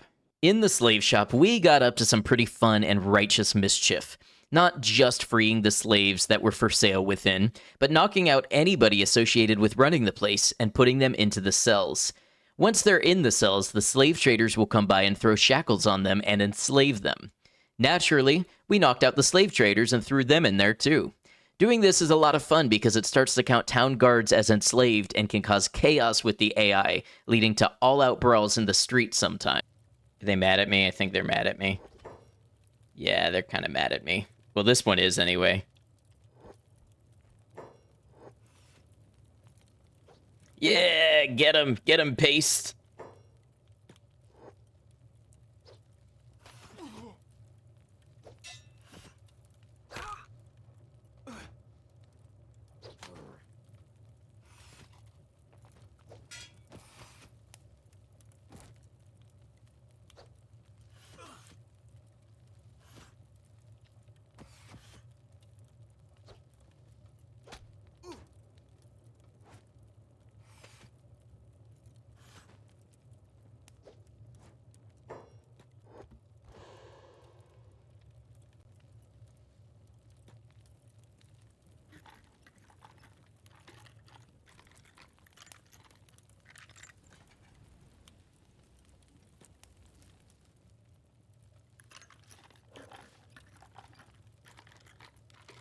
You know what? I'm feeling pretty good about myself.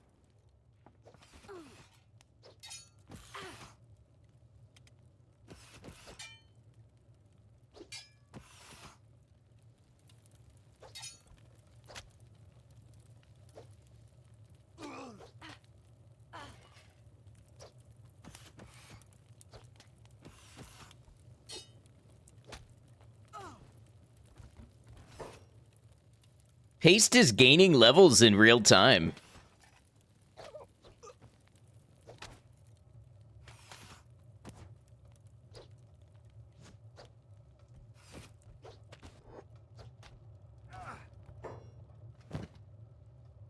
You don't even have anything good on you worth stealing.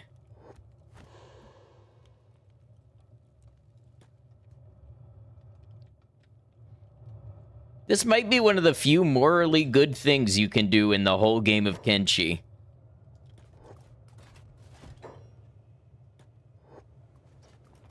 Okay, that raised the alarm with a bunch of them. Let's get this one in the prisoner cage. All right, Gold Chip, you do your thing. Anything that I do to them is fair game, basically. I have decided.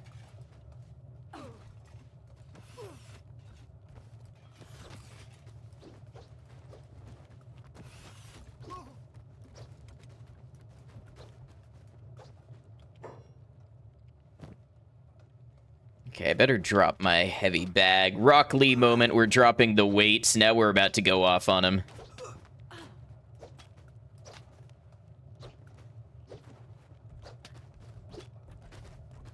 I said now we're about to go off on him.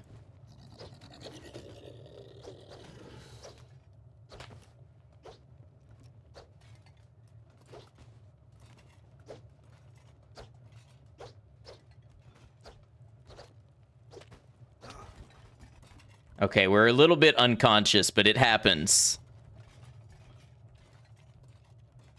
It's okay, we're just gonna play dead here for a moment.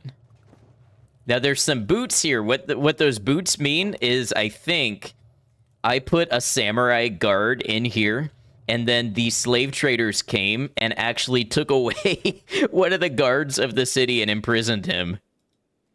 And this manhunter is attacking this shop guard for some reason. This is hilarious and spontaneous. That's the best part about this game. We're gonna kidnap you and throw you in prison. And all the while, this is training our assassination skill. So the more we do this, the more we get better at assassinating people. Then we're gonna put the slavers in prison. Who are you? Pow. Who is Pow? Of the United Cities. I don't think I'm bothered by you, Pow. You're shopping. Oh, you're shopping for a slave? Yeah, I'm bothered by you.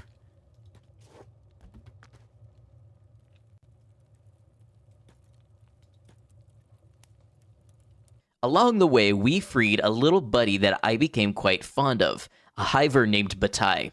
He fought valiantly after being freed, and I found him bleeding out on the ground, where I patched him up. Battai is dying. Wait, he fought valiantly alongside me. I can't let him die. I cannot let Battai die.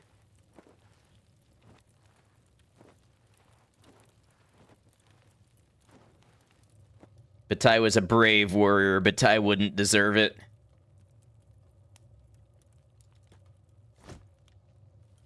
I will carry Battai to safety somewhere. I know not where. Huh, this gate is looking a little unguarded here lately. Now, does Battai look like a slave? Battai is an escaped slave, so I can't just drop him somewhere. I truly don't know what to do with Battai. I feel like we need to get Battai like a hero's end. Are any of these for sale? I knew that I couldn't leave him to fend for himself, and had to go out of my way to make sure he was taken care of. I've decided what we're going to do. We are buying Battai a house.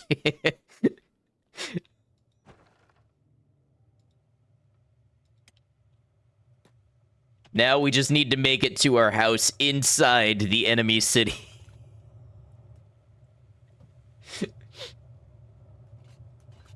Loving this stream so much. This game is amazing. It seems like nobody really cares if I sneak.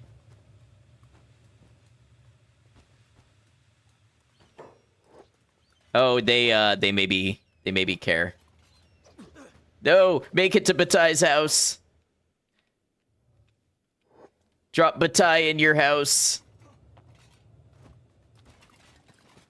Go on, Gold Ship. Run like your namesake.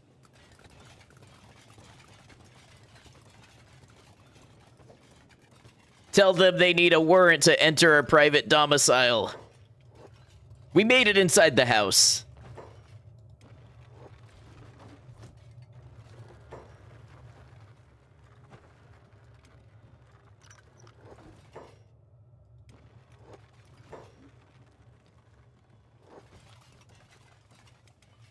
I don't know where they're taking me. Oh, they're putting me in a cage.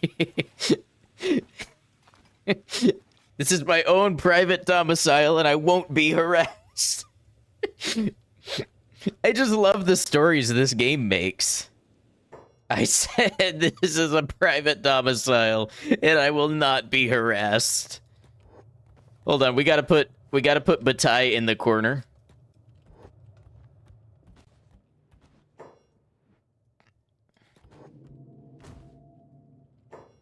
That's Battai in the corner.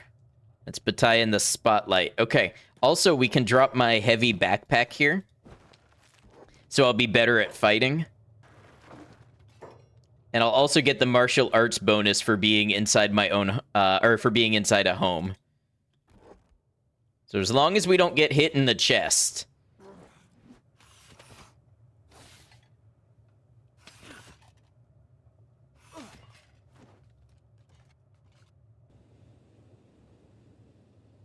Yeah. Now we'll see who's without a master.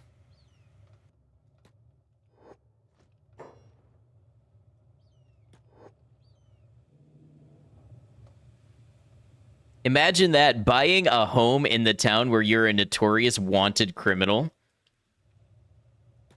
It's genius. I can't believe I didn't think of it sooner.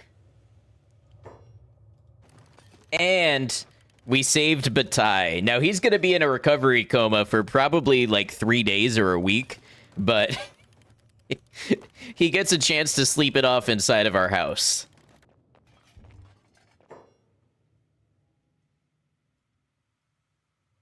Well, they are certainly taking other manhunters as slaves. Wow, what a messed up society this is. Even the slavers are taken as slaves. Yep, samurai police. Enjoy being a slave after you enforced the order. Goldship saw something he recognized in Battai. A poor man made a criminal by the Empire, only trying to fend for himself.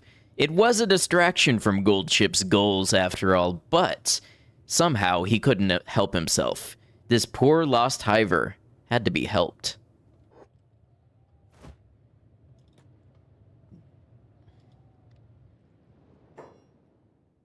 We knew Battai wouldn't stand a chance looking like a slave and with no armor, so we broke into the clothing shop after hours to see what we could grab for him, and maybe ourselves.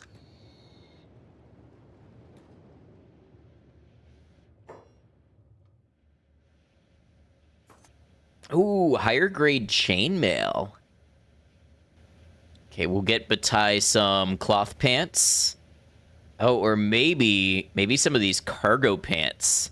Sneaky chain cargo pants. Might actually want those for us. And we'll do a drifter's leather jacket.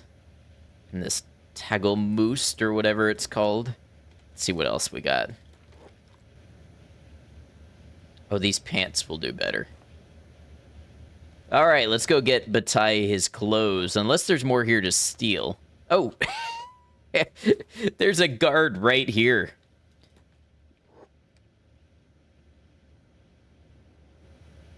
Most useful guard in Kenshi.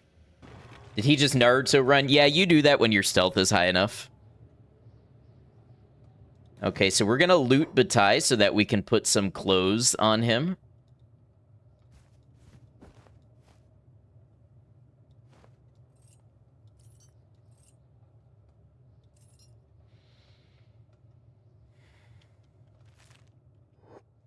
Okay, Battai. Man, look at him. Now he looks like a proper adventurer. Now, as soon as he wakes up from this recovery coma, he's going to have a chance in the world. He does look good, right? Moving up.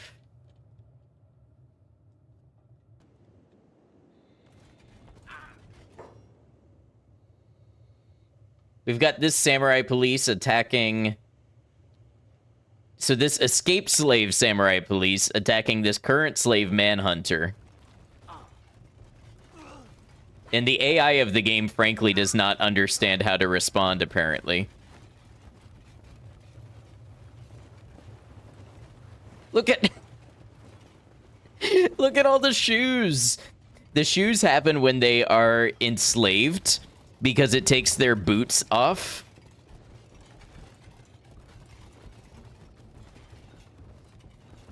And it drops them on the ground. So every one of these shoes happened because I started some sort of all-out war in the United Cities between the samurai and the manhunters and the slavers. Just a cycle, like, you see how they're walking around with shackles on? It's just a cycle of them enslaving each other. And due to that, the gate guards are getting real slim here.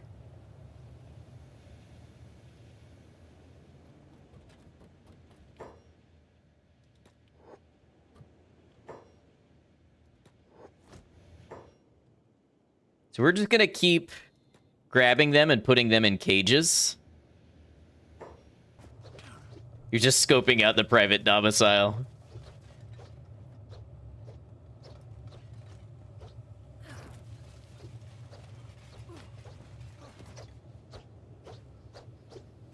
This is crazy. I love this game so much. Okay, they're gonna go lock me up. Oh, now I'm inside the big police headquarters. You know what? I'm pretty sure this is where I started the run.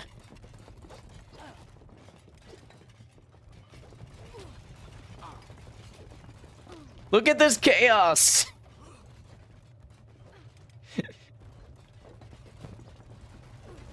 Oh, am I seriously out of first aid? That's not good.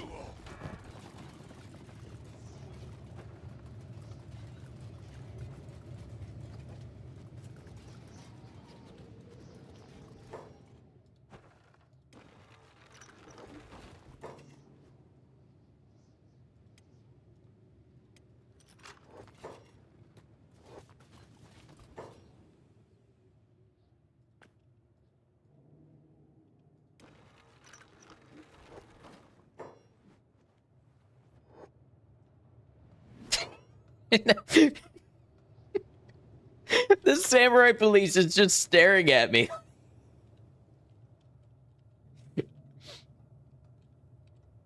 Why is there such tension?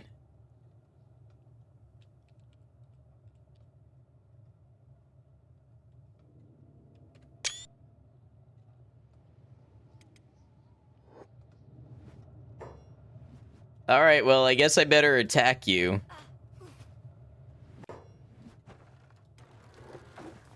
Let one in. Close the door.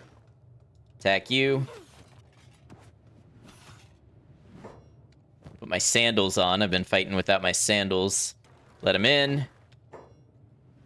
This is about to hurt.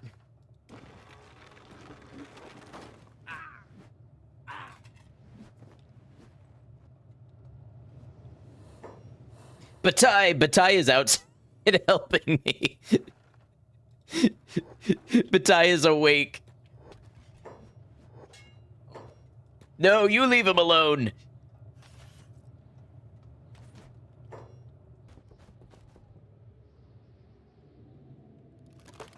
I like this little fella. I hope he's gonna be all right. He's got spirit, he's got heart, and that's what it takes to make it out here. Oh, he's hungry. I wonder if I drop something for him. Will he eat it?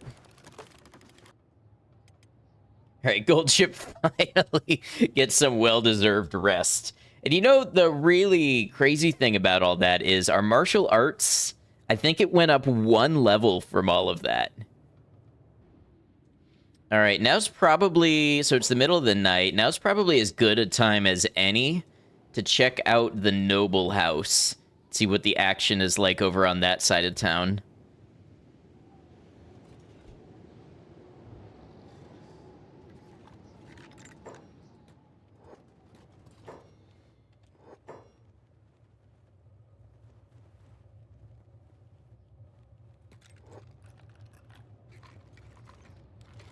I think Battai is gonna give me away.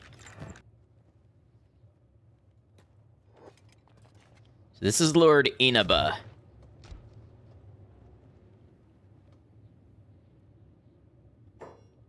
He's now passed out.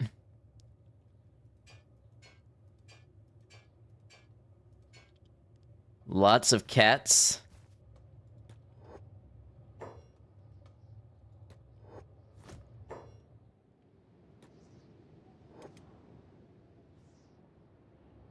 All right, now we just gotta get out of the city with him and decide what we want to do with him.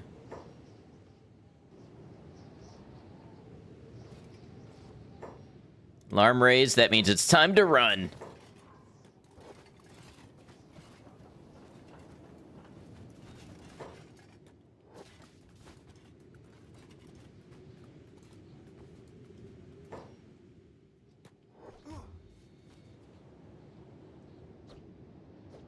Ooh, get him, Battai. Go on, Gold Ship. Do your thing.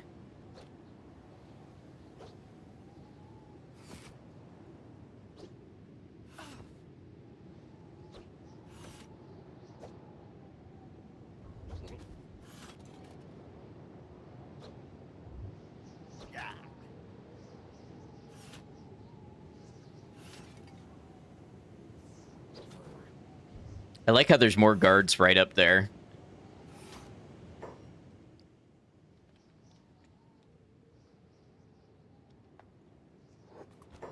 Looking at the scene on the ground in front of him, Gold Ship realizes something. He cannot carry both Lord Inaba and Battai. He has to make a choice, but retribution is in his grasp and so close to ultimate fruition. He knows that Battai would understand, and he offered up his service in good spirit to end this act of slavery. All right, the question is, what do we do now? Any ideas? I will... Anybody has specific ideas of what to do with Lord Inaba?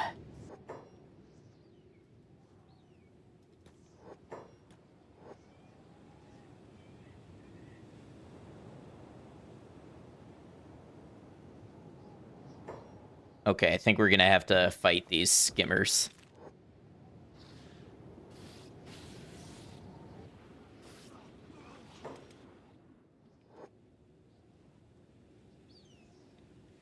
Okay, well, we're gonna have to recapture Lord Inaba.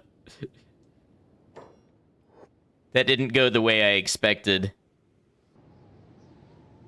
I have 100 stealth right now, so let's see how this does.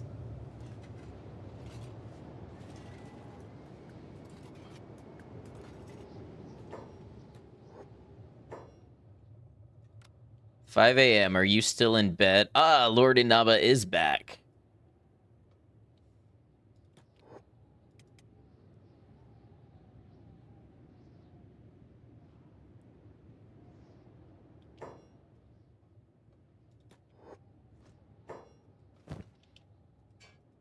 With respawned loot, actually. All right. I know what I'm doing this time, I hope.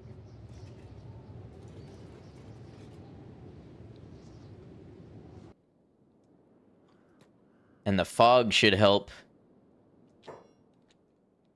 slip right in.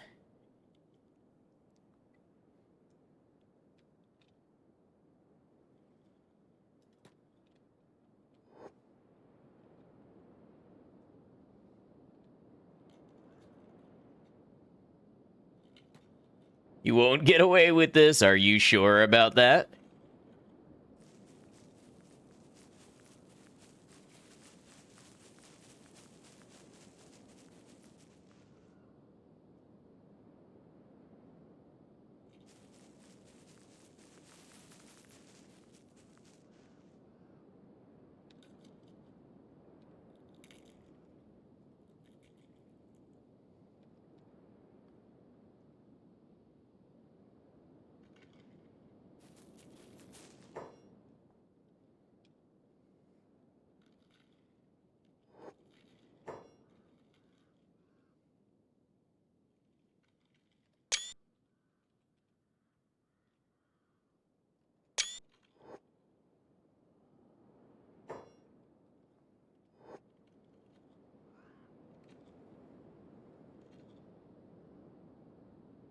Oh, there you go. There's a leg gone. Oh, that bleeding is kicking in pretty quick.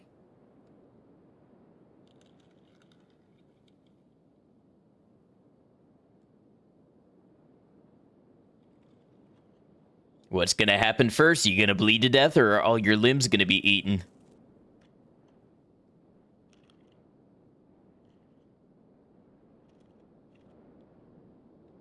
Ah, there we go. I like to think that Goldship is smiling to himself among the screeching of the fog people, knowing that the first step in his retribution against the United Cities is complete.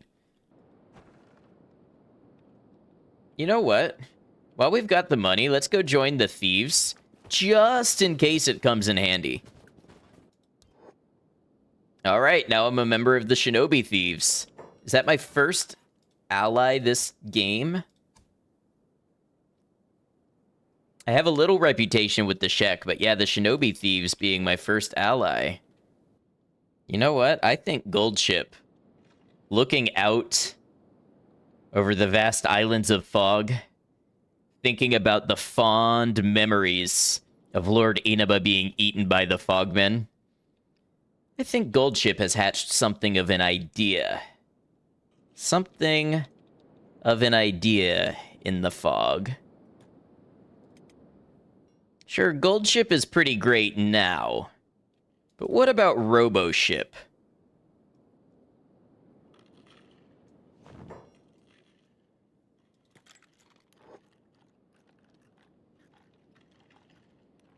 What do you mean I failed a 90% chance?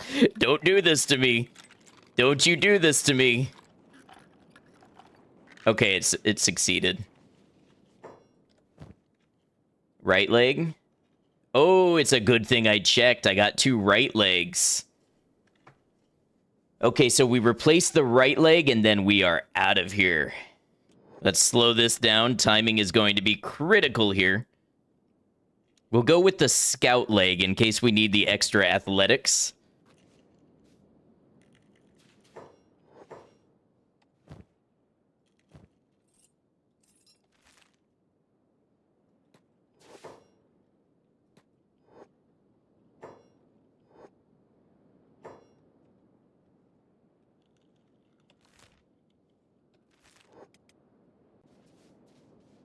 Those are all princes. That's a ton of cats. Oh, you know, that's true.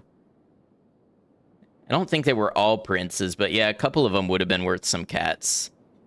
Having successfully replaced our right leg, Goldchip went to the mongrel robotics shop to acquire more limbs. Here, unfortunately, I made a mistake.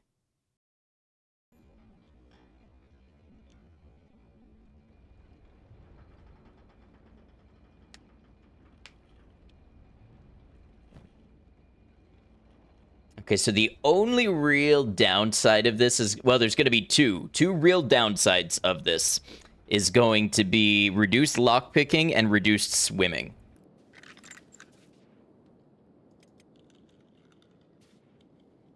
Okay, left leg. We got a left leg right here. Okay, just had to make sure. And then it's going to do a right arm, and we got a right arm right there. Got to play the part. Yeah, true. It probably attracts them. Oh, I just realized this is going to take my sandals away. Wow, that is a ton of princes.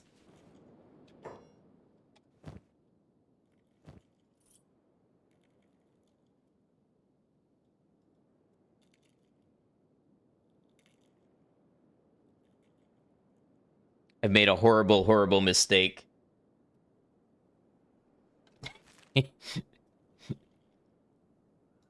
I've made a horrible, horrible mistake.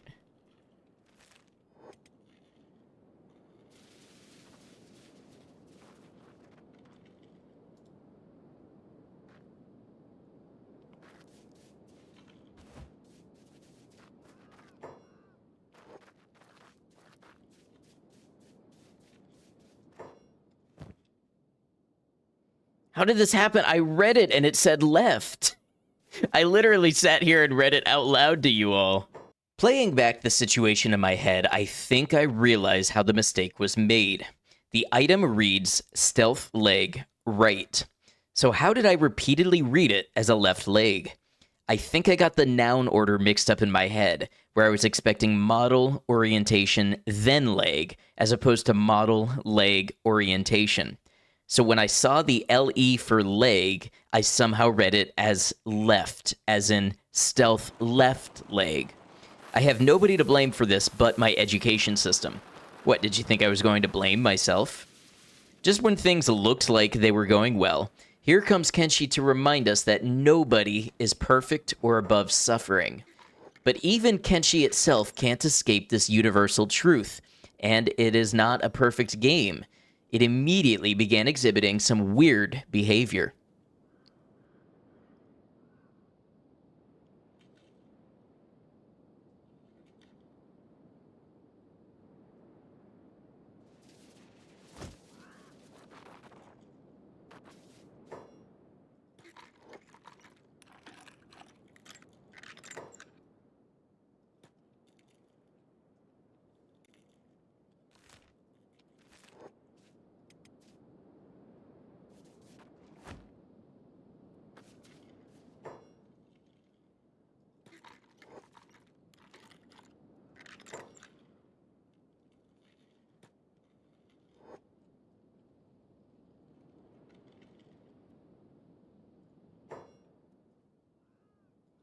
True, but the legs have bigger bonuses than the sandals. Also, never seen somebody use the Fogman to sever limbs before, but it seems pretty effective as long as you have the right bionics. It seems to me that you noticed something in my inventory that I did not.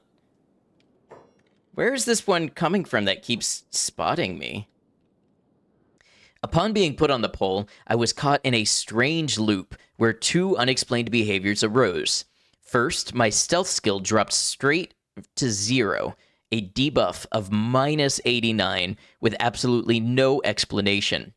I hovered over the stat page and it showed no debuffs or negatives, and even displayed that I should have a 100% buff due to crawling. But still, it insisted my stealth was 0. This resulted in me being seen immediately when exiting the pole, despite there being no fogmen in sight when I started to sneak. When captured, I was put right back on it, for a short time. What really put the final corpse in the incinerator was what happened next. During one of my escape attempts, a fogman grabbed me and started moving as though I were being moved to a new death yard. About halfway there, though, they would change their mind and run back to the old death yard. We had just happened to get a raid from Frankie was here, who informed me that this had happened to him with fishmen for over an hour before he loaded back to a previous save. We're doing a solo hardcore rock bottom run, and I'm in trouble. I'm in trouble because I let the Fogmen remove my leg, and I don't know how this mix-up happened. I swear I read, and I double-checked, and I triple-checked, but I have a right leg instead of a left leg. So I don't have something to replace my leg right now. And I don't reload when things go wrong, so we are in a spot of trouble. Stream was good, did a quick martial arts Agnew run, was a bloodbath.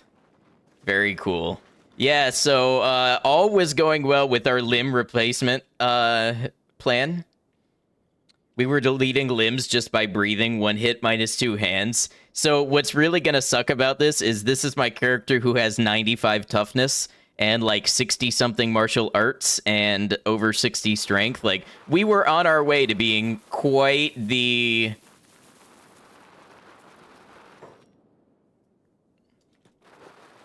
powerful fighter.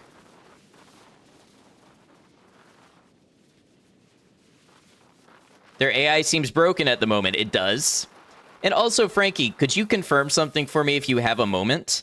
The game is showing that my stealth is 0, but it doesn't show any negatives to it. Should my stealth be 0 when I'm missing a leg, or is this lying to me? That doesn't seem fair. You know, that is true. It's 0 because I'm being carried. Well, it seems to be that way even when I'm sneaking away. They have put me on the pole. You're unsure, actually. Wow, what a moment.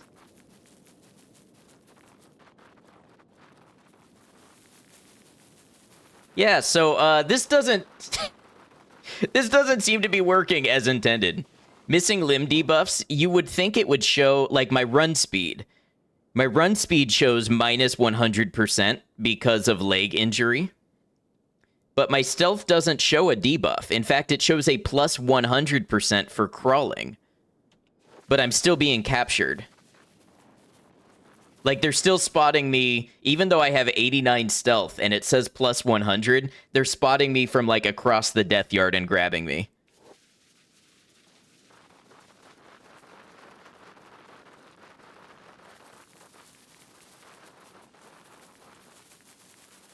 Might need to save load to potentially fix the AI loop. Or if that doesn't work, import. Otherwise, might just be stuck in this loop. Wait. Oh.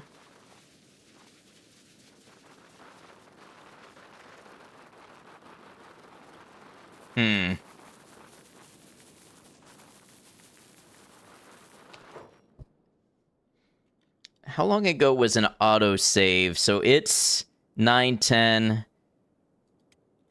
9:03. Yeah, there's nothing in between. All right, what I am going to do, though, I'm going to get closer to the other pole because that's where I was by right. So when I save and load, I want them to take me to that pole, and that is my right, and I'm claiming it. Yeah, this occurred once with Fishman. You were stuck in it for over an hour before you just loaded back. Fair.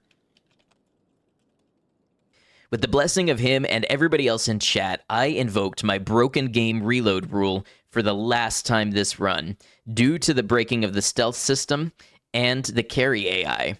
I first did a save and load to see if I could reset the AI without reloading a previous save, and then tested autosaves in order of most recent until I found one where I was not stuck in the broken AI loop.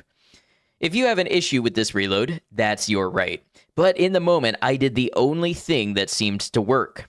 The game was broken in a way that prevented me even waiting for nighttime and trying a crawling escape. I could only be carried back and forth until I presumably starved. But there's a pole right there! Okay, let's see if they put me on the other one.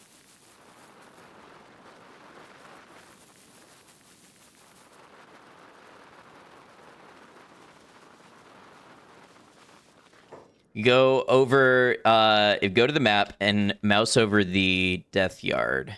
Does it say dead? No. Okay, so Here's the thing. I could do an earlier autosave, but the earlier autosave would break me out of my predicament. I'd be happy just to start from the poll. Import or run is dead. Honestly, you feel like it wouldn't be unfair to go back. Well, I have the save. Let me load. Import will basically despawn everything and put you on the ground. But let's see what this does. I don't think I should be here this long ago, but we'll see. Thank you for providing technical assistance. All right, now are you going to place me somewhere? No. Okay, so let's try this autosave 2, maybe?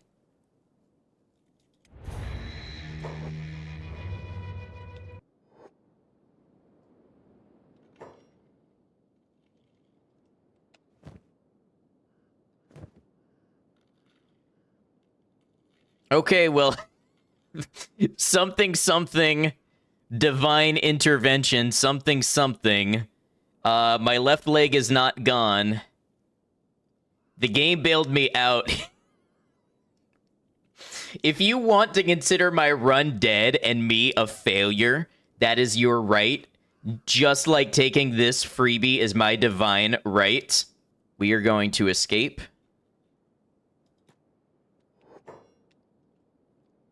And run back to Mongrel. It's a regular Kenshi moment. If anyone disagrees, tell them to flame you. Yeah, Frankie's got my back. All right, but here's what we're going to do. We're going to honor our intention.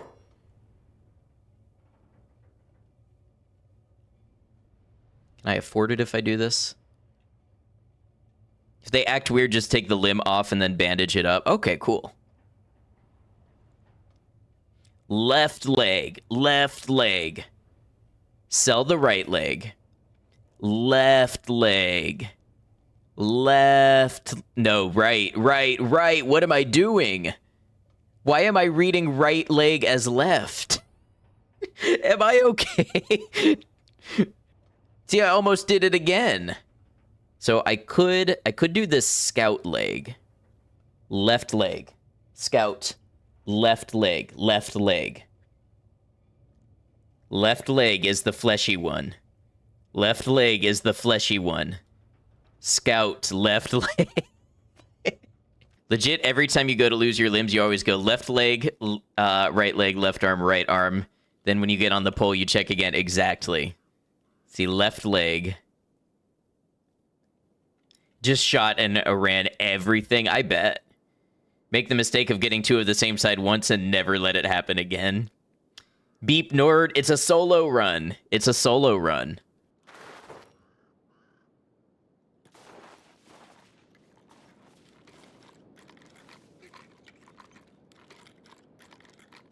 I love when you get on the pole and you fail a 90% chance and then you start sweating.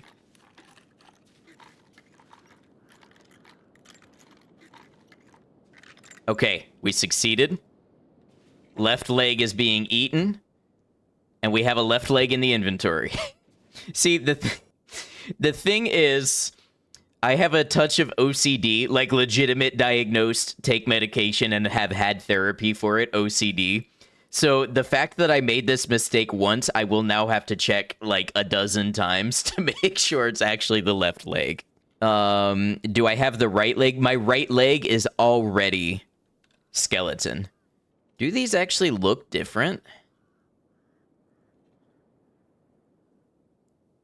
I guess they do look slightly different, but not that much.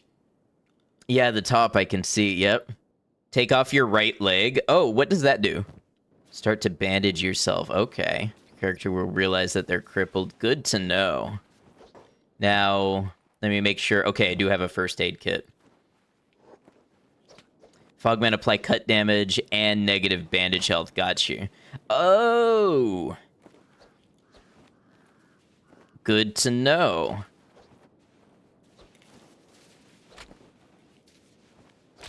Is somebody coming and trying to... Shinobi guard from Mongrel. Okay. Guy is bandaging up the negative bandage health. Okay, cool. So now can I put the leg back on to stop the bleeding? It's why when you're not even below 100%, it'll show as 2 carats sometimes, which... Okay.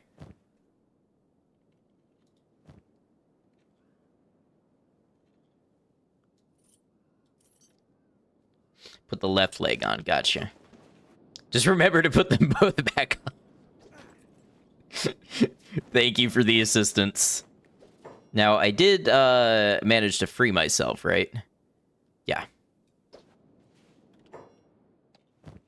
Never seen so many princes at once. They've been all over the place.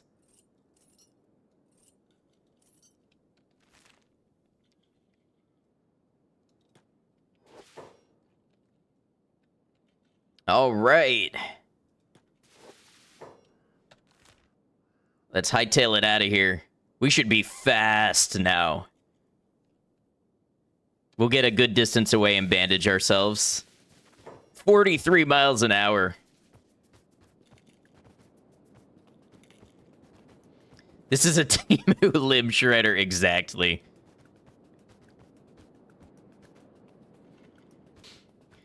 And now Goldship can truly live up to his namesake.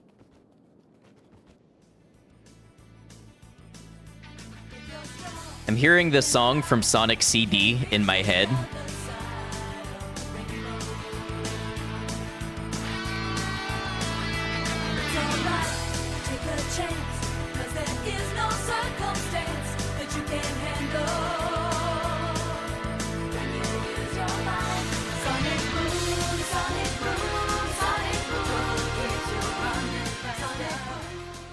Let's go see what we can get into at the stone camp. Who's this group walking in formation? Okay, so the UC still maintains a presence here. All right, let's actually get our crossbow out. See if we can solve any problems with our problem solver, the crossbow. A noble hunter, you say?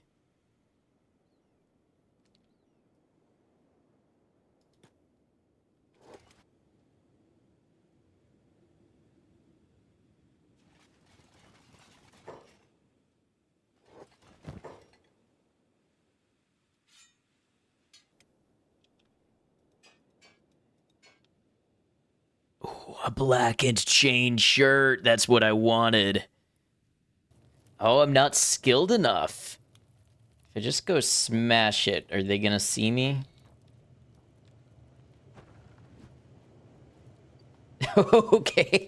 Apparently you can smash a door while in stealth. It's gonna take quite a while, though. I had no idea you could do this. Nope. And there it goes. Gotta love this game, indeed.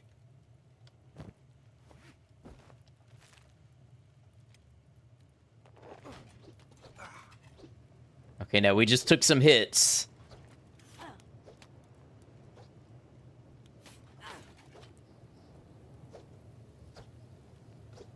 Yeah, let me just sneakily hammer down this steel door. It wasn't until one of them made eye contact with me that I got caught.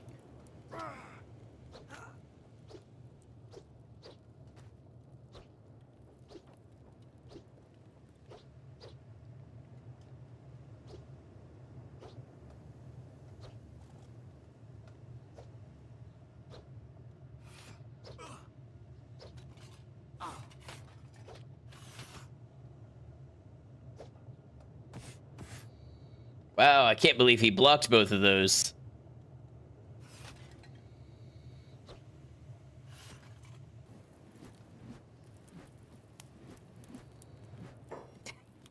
This Garu's trying to expose me. Bro, get that light out of here. What are you doing?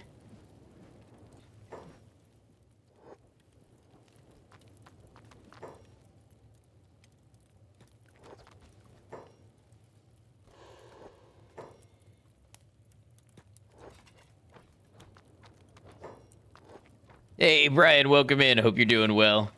Good to see you. Oh, the asshole that tried to bust down the door seems to be gone, he says, walking past the guy busting down the door. Slave Master Haga. That's who it is.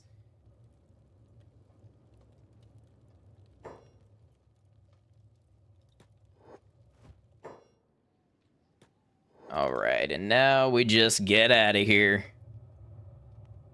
All right, how do we want to liquidate Slave Master?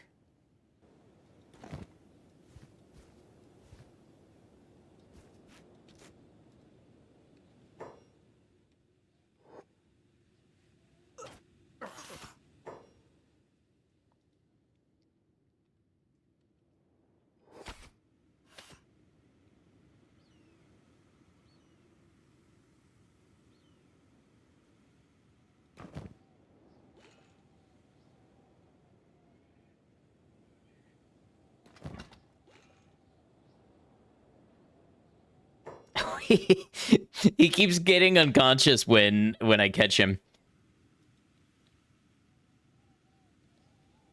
Ooh, wait, will they eat him? Will the skimmers eat him? I don't think I often see skimmers eating things. Trying to figure out how to liquidate this guy, or at least make him more injured.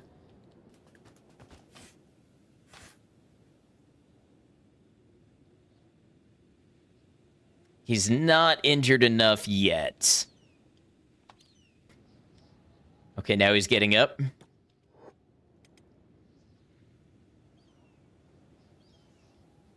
Oh! He's just outright dead. We killed him. Hold on, let me get some glamour shots in here. Let me really dunk on him. Look at that. Pathetic. Pathetic.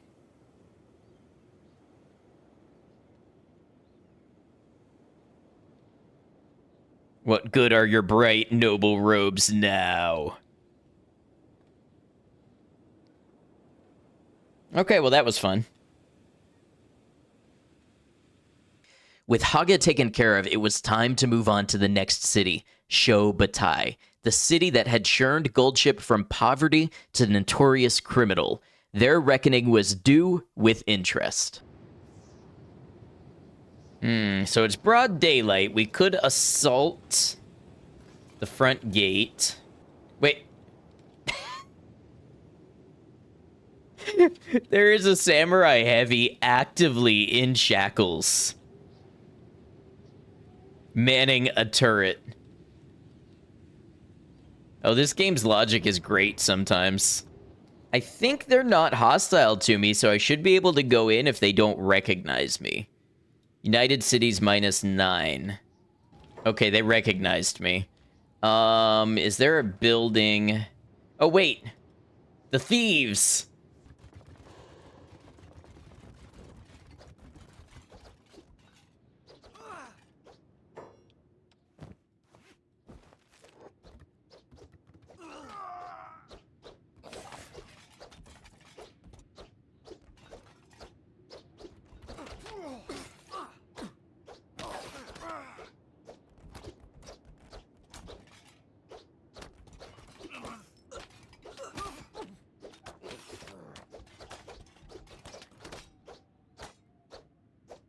Come on, Goldship, we gotta start getting some hits in. There we go.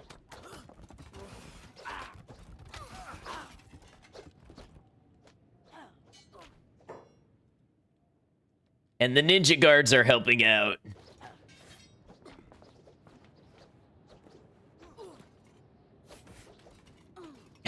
Oh man, we just did like 170 damage to that one.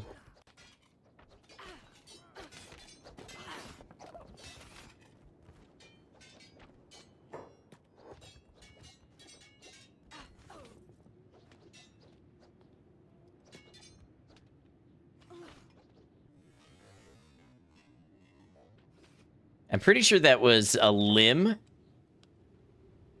Severed human left leg. Okay, so the bad news is I might have gotten the entire thieves organization killed. Don't worry about it. It is all for the greater good.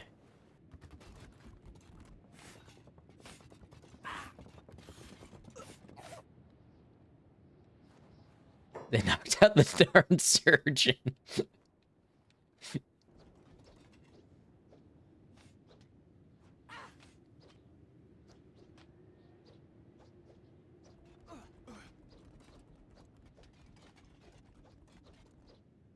Come on, Gold Ship, you painted yourself into a corner. Wait, why are you outside now?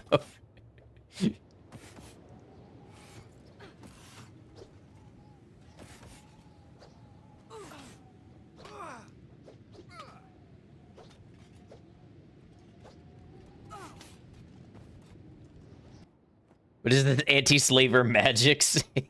You'd be wise not to question it too much.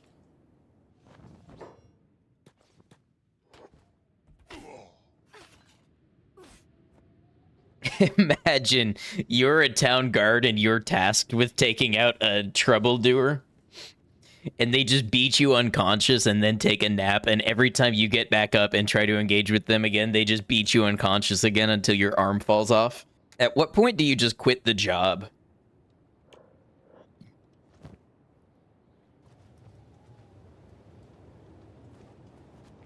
Oh, is he gonna save the guild plastic surgeon?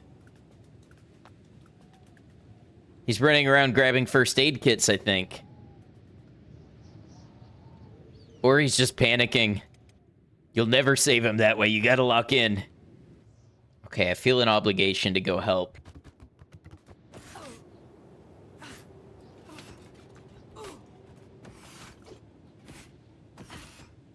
Oh, look, we saved the plastic surgeon.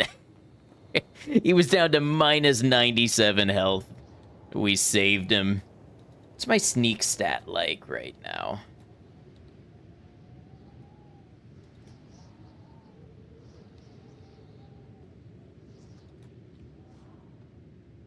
Enough to knock out a bunch of samurai. Wonder if the thief boss is in here. Keep that surgeon alive. I have scheduled bottom surgery in 250 days with him. I will do my best. He should be healed up in 250 days. I think. I mean, it's Kenshi.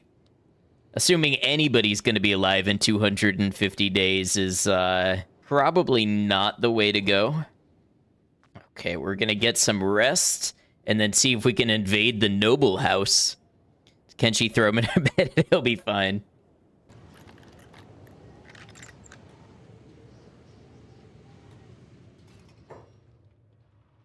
Okay, we have to be very, very quiet.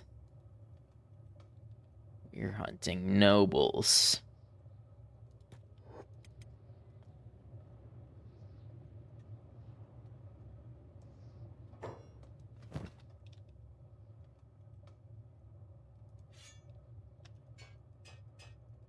As usual, we tossed around some ideas for clever disposal of enemies to make sure they stayed dead. A little leg damage to prevent a quick escape would go a long way. Ooh, I wonder if crabs would eat him. Eaten by crabs? Let's see.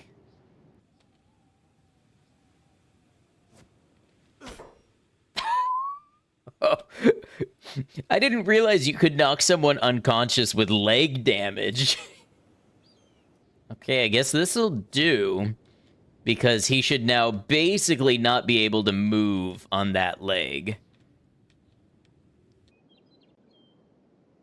I'm looking for the city that has, like, the mega crab. Oh, here it is, here it is. So what I'm gonna do is I'm gonna put Lord Nagata down here. I'm gonna go open this building. Get inside. And we watch. Now we watch what happens to Lord Nagata. Retreating fast. Where is he going? Come on, Mega Crab. He's right here.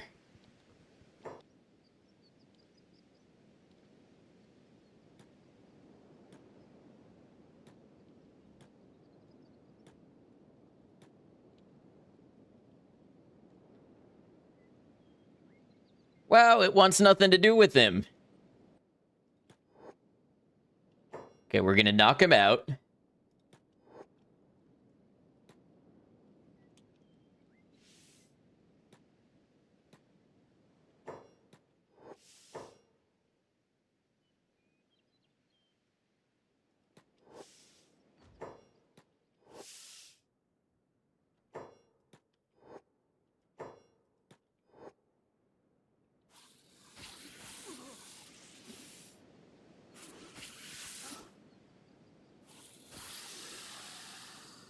Okay, so Nagata, we can see his stats here. He's unconscious.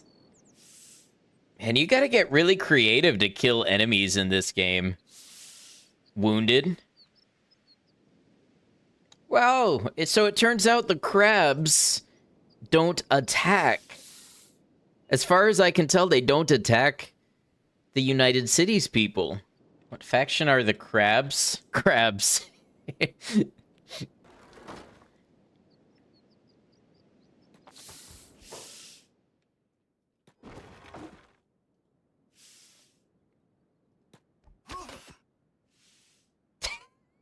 Okay. I was gonna try to beat him up a little bit and drop him somewhere, but we just two-tapped him in the chest and he just instantly died. just immediately died. His chest was not injured, by the way. He went from 100 to negative 161 in one combo. Punches that pierce the lungs or something, right? Okay, we're rocking up to the stone camp, and I've got an idea I'd like to try when we take out this noble. I've got an idea for what we can do with them.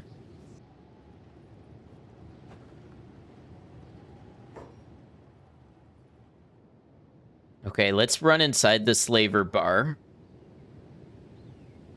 Because that should be a good place for us to fight.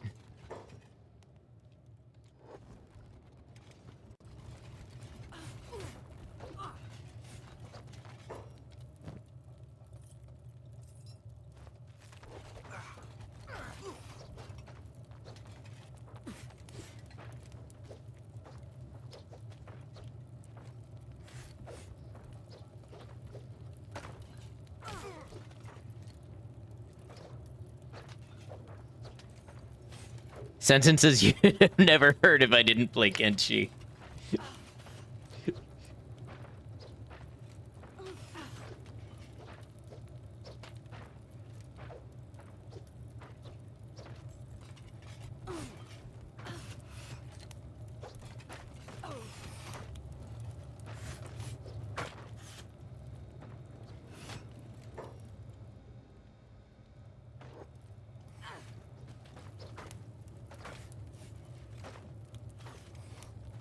Slave traders are now hostile towards me. Looks like I'm doing something right.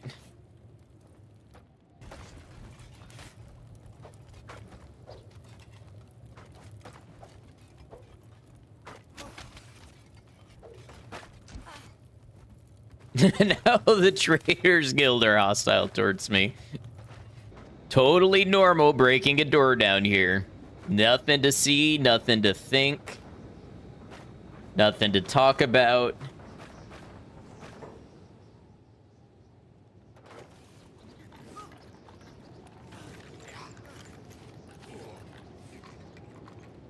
This guy is a menace, man's last words before his arms and chest are kicked until they are mush. Actually, wait, there's something I want to do first. Where is somebody who's enslaved? Oh, did they all run away? I mean, good for them if so. But that's going to make the next part of this more difficult. Okay, there's an escaped slave. I'm looking for somebody with shackles. Slave Master Ruben. Stealth KO.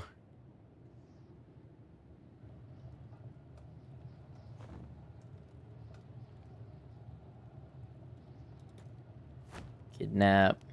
Loot.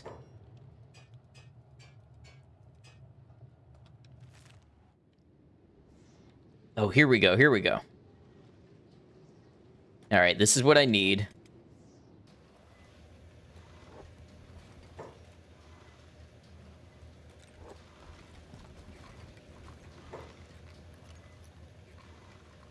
Okay, we can attack everybody.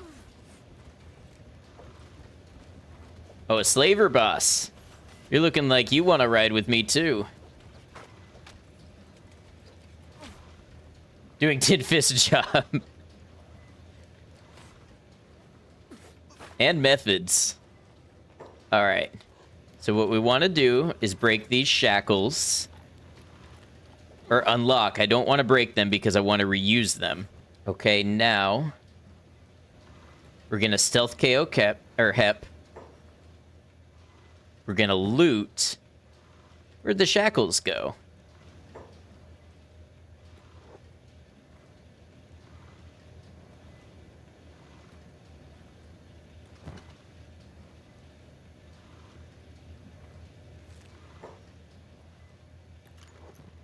The shackles disappear from their inventory.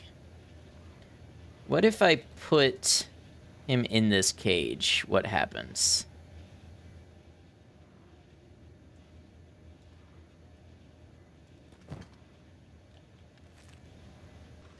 Put him in here and see if the guards come along and put shackles on him.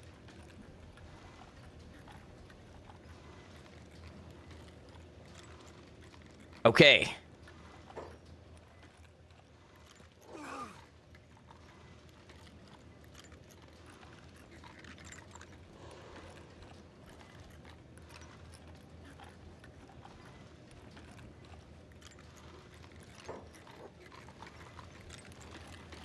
So now that he's shackled,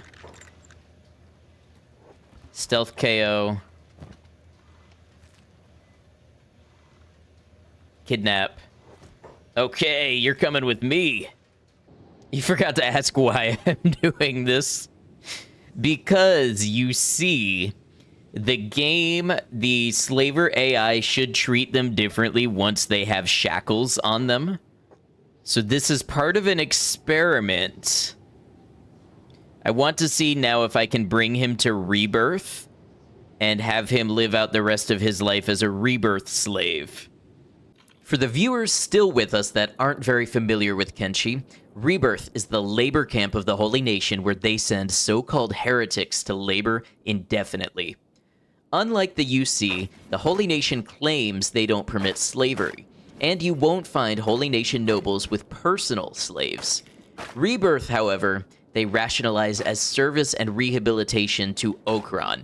I can't think of a better place to send a lord of the slave-owning empire than to the stone mines of his rival faction. Imagine when he wakes up and tries to explain he's not supposed to be there. There's been a mistake. No, what have you guys? But actually, when they find out, like, even if that's successful, when they find out that he's one of the United Cities, he's part of the Empire, I think he'd stay there either way. After all, Okran does not permit slavery. Alright. We're gonna try something. I don't know if the first method is going to work out. But we're going to see... I think there's somebody here that you can talk to and drop off a prisoner. I'm going to see if that dialogue is preserved, even though we're hostile, and if it's not, we will literally just run in and drop him in a cage.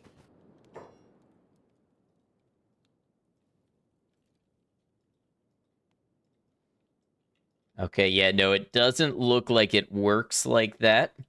But I do happen to know that even if you are hostile, you can literally run in and imprison somebody. Wow, they've been busy in here. We just need to find... oh, an empty cage.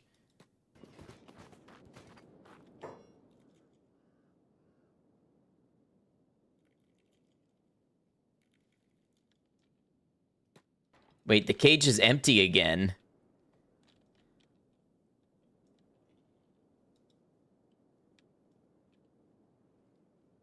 I'm thinking they didn't take him. I think he's just kind of walking back. Oh, what we should have done...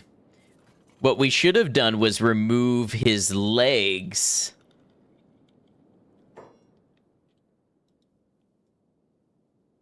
Goal worker. Wait, did we do it? He does look like he's running for that stone mine. Yeah! Enjoy your days working in Rebirth, Slave Master Ruben.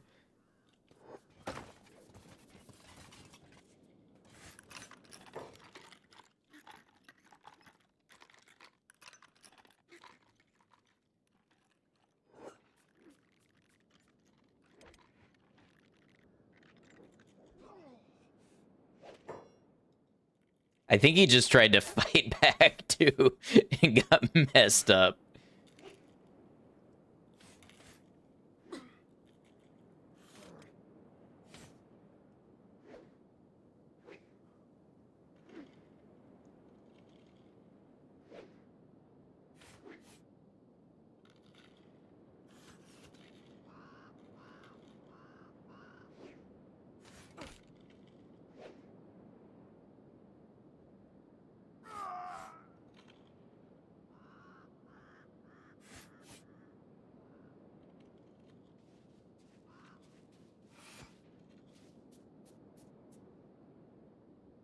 Was that a limb that just went flying into space? Yeah, probably.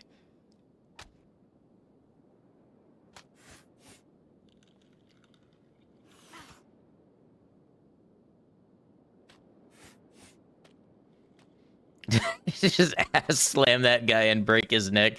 Listen, it's an advanced fighting technique. I especially love how this one said, "What are you plotting?" and then just got absolutely knocked out. As though I'm secretly planning something that is not actively occurring in the open.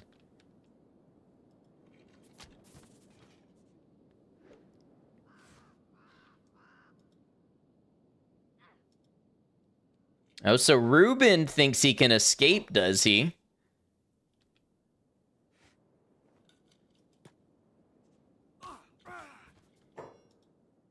Dead. I wasn't gonna let him escape. You think I was gonna let him escape? Look at this damage we just did. 205 to the chest.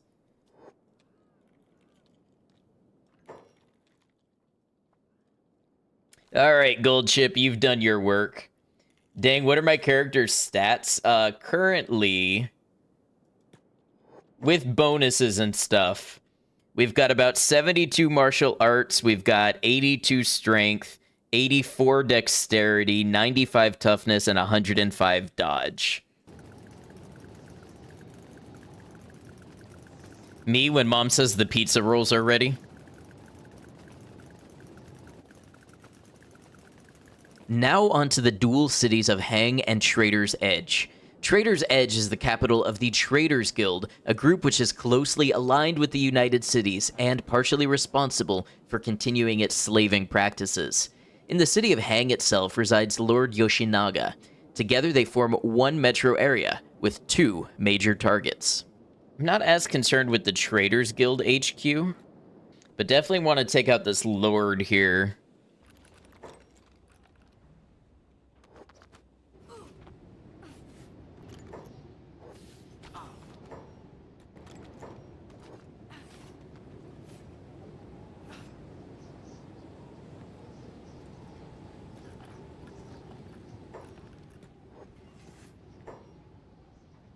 We just did 281 damage to that man's head. I don't think he has a head anymore.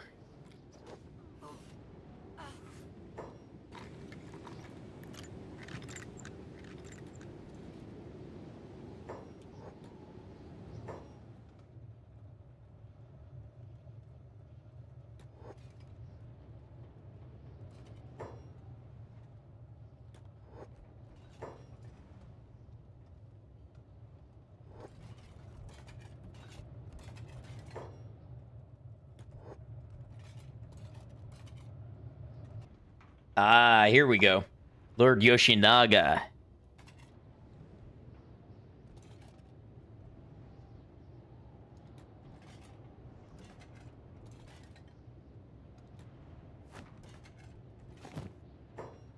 Oh, a masterwork dust coat. That's beauty right there. He's having a nap. It seems like that's where you always find the nobles. People are out here working, starving, being imprisoned, and where are the nobles? In their beds. All right, face me.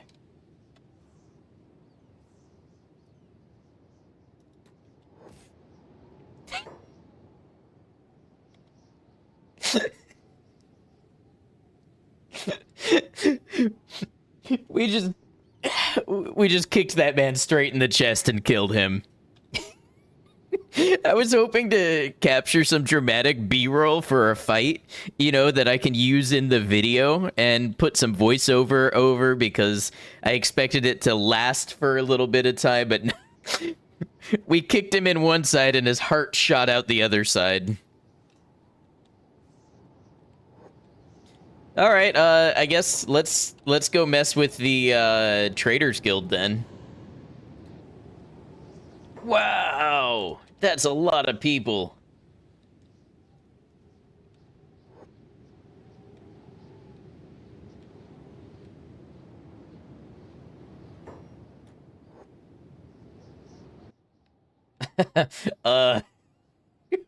What is... First of all... Okay, I say first of all, but I don't even know where to begin.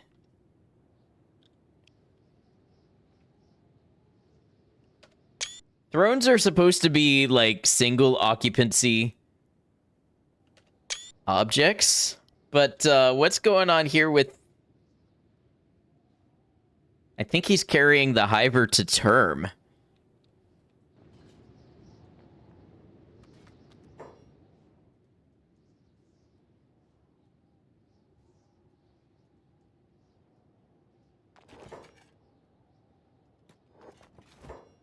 All right, we got Longan. Let's take Longan a Longan way outside the city walls. All right, we're going to drop Longan.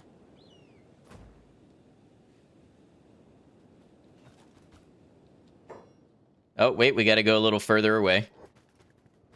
That's okay. We'll go, like, out here.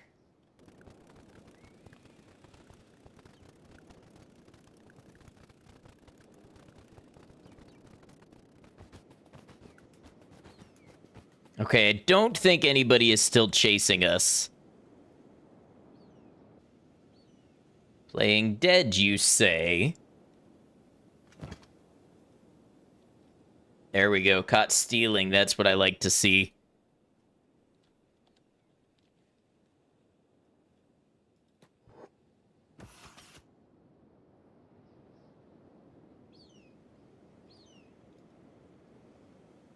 Oh, he's actually not dead yet, but in a recovery coma.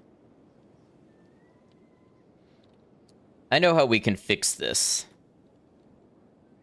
Okay, now we can't stay here long, but I've identified a pool of acid water. You know, Kenshi 2 is coming out. Yeah, we don't know when, though. I hope I get to cover the launch of Kenshi 2. I would love that. Okay, now let's see. Is this water acidic? Yes. Beautiful.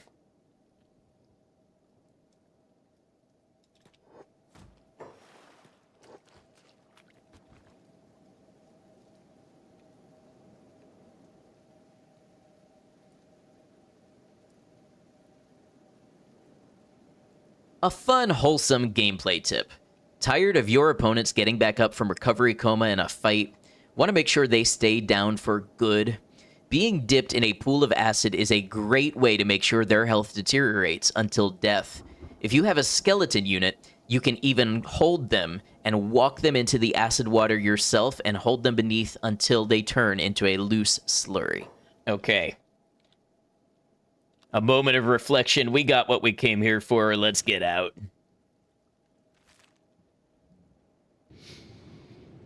Okay, so the truth of the matter is I have to test this with the mod to make sure that it's going to work. But we will probably finish Gold Ship's run today. And then next weekend, we will start my new run where I will attempt to rehabilitate a Neo Hive of Fogmen. Next, we headed to the far northeastern port city of Bark. Here, Lady Sanda sleeps surrounded by Empire guards, who can spawn with some of the highest grade armor in the game.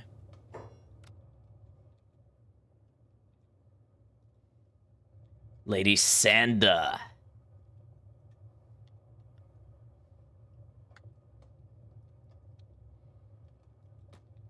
Okay, you ready for this? I'm gonna try to get tricky with the cinematography here. Let's see. Let's see if I can get a good shot of this.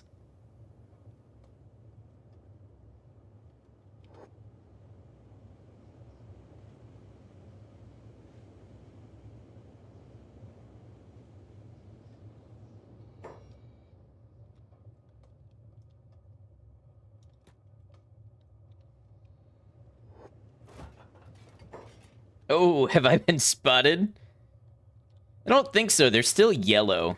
Like, somebody knows that I'm here. Long cleaver, huh?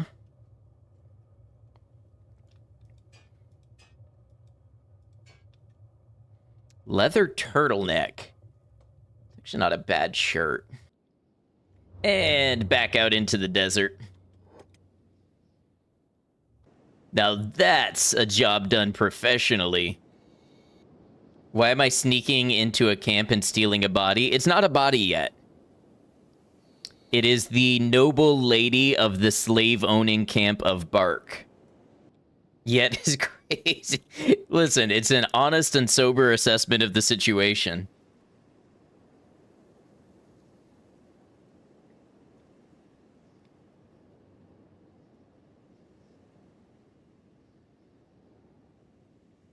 Windsurfing on the body. That's probably a good screenshot.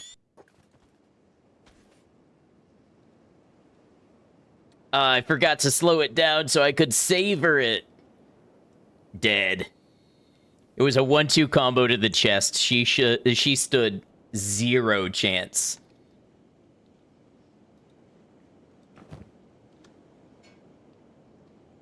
One-two combo always works. Yeah, if I hit them with the combo, I do so much damage that they die immediately. If I hit them with only one hit, sometimes they go into a recovery coma instead of die, and then I've got to get creative with how I kill them. Because you can't just kill somebody who's in a coma most of the time. The noble has the life expectancy of a Spinal Tap drummer. What's the top speed of a racehorse in real life? Because Gold Ship is running 44 miles an hour. 44 miles an hour. Wait, is it really the world record, or are you messing with me, Borealis? I'm disinclined to believe you because you didn't give it to me in kilometers. No, it really is. Wait, could it get any more perfect than Gold Ship running the exact speed of the world record of a racehorse?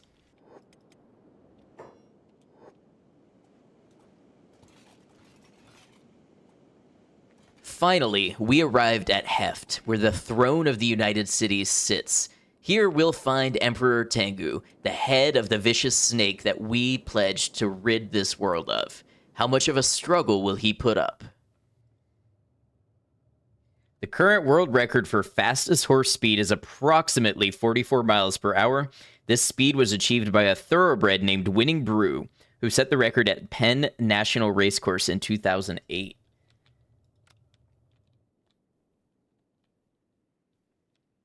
Oh, we may have to go to the 3rd floor.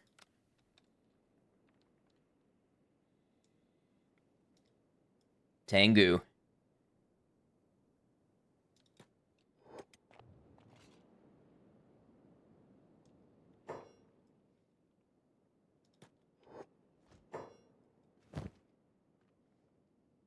Meito Katana. We'll just slap that here for now.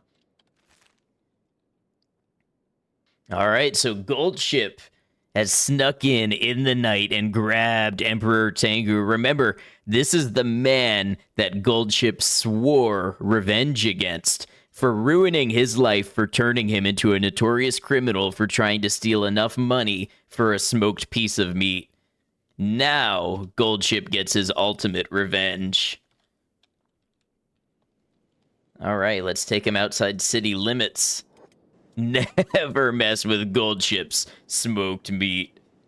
Wow, stealth and assassination is kind of OP in this game.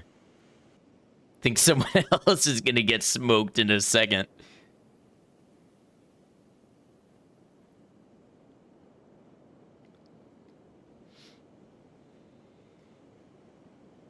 I think if someone just offered Goldship a smoked meat in those trying times, we could have avoided all this revenge. And you know, I like to think that's the ultimate lesson of Kenshi is kindness. Sometimes people just need a hand reaching out. Sometimes they just need a robotic hand because they lost their original one running from cannibals. You know what? Let's do this right. We'll give Tengu back his weapon. Goldship wants Tengu to know he's outmatched and beaten. Okay, here it comes.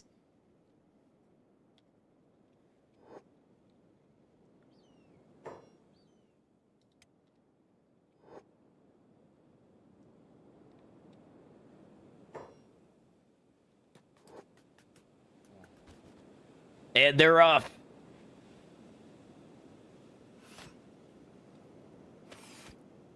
Boom. Tengu not even getting a swing in. He tried to run like the coward, like the small man he is. And now Goldship stands triumphant. I'm curious, it's hard to see if he's got a bounty. Alright, let's see if they welcome us with open arms. Who is that? Come closer, comrade.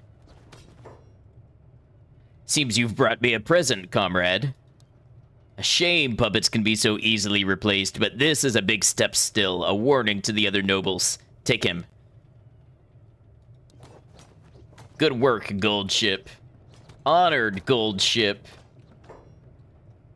Oh, I've got to get this.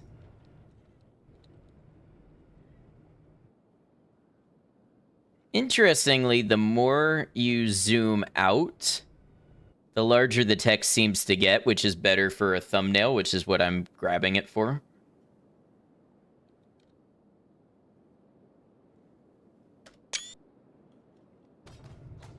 So, Goldship stands with the anti-slavers, not particularly because he was allied with them, or because his dust coat matched the fancy one that Tinfist had, but he knew that this is the place where Emperor Tengu least would have wanted to end up. Now, Goldship could have ended here, but there was one other thing on Goldship's mind. Some more people like him made notorious criminals by the system. Goldship had heard rumors about the terrible and notorious Tengu's prison. He knew there had to be other souls out there, other souls like him, destined to see only the inside of a cage for the rest of their life. But maybe, in what could be his final act of heroism, he could do something about it.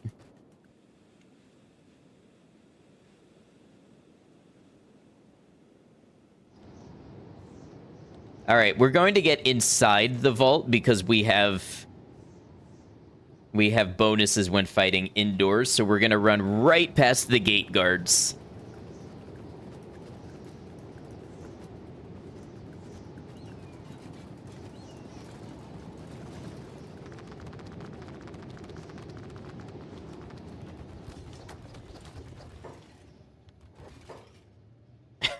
Okay, this is it.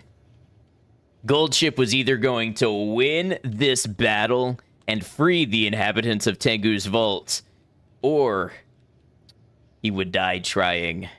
He could end up an inhabitant himself, but deep down he knew he would rather die before he let that happen again.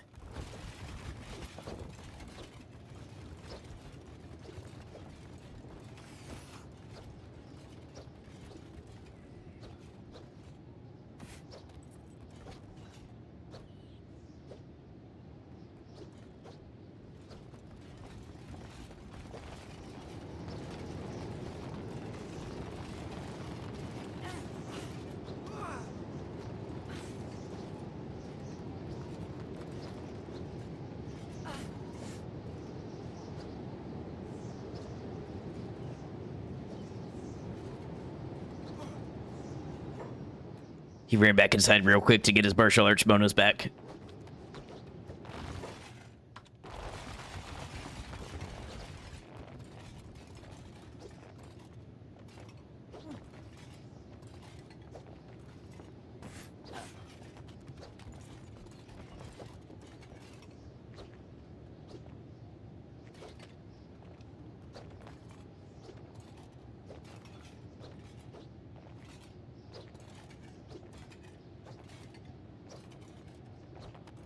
Oh, you know what? We should probably put the assassin's rags back on for now.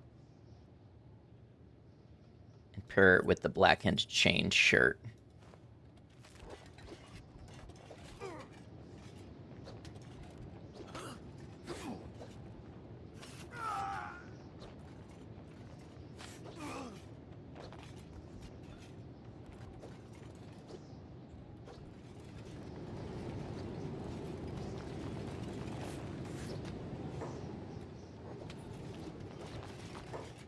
You know what? Let's fight on the second floor, where we're not going to get led outside and have those debuffs.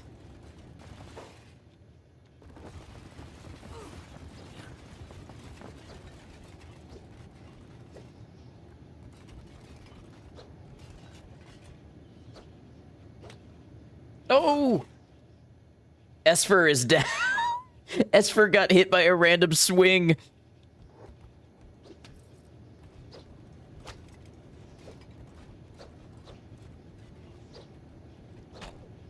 And another one.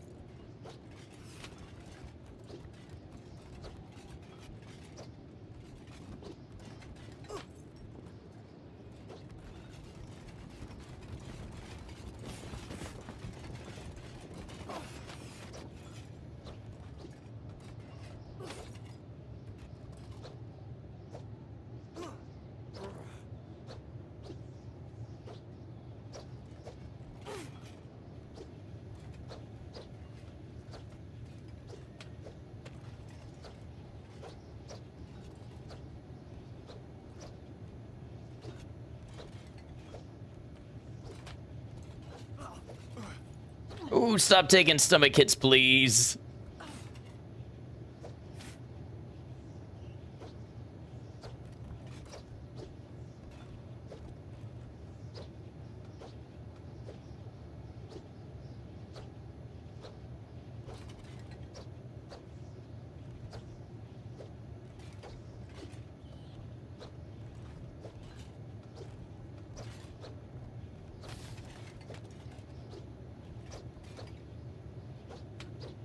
What are you doing? There we go.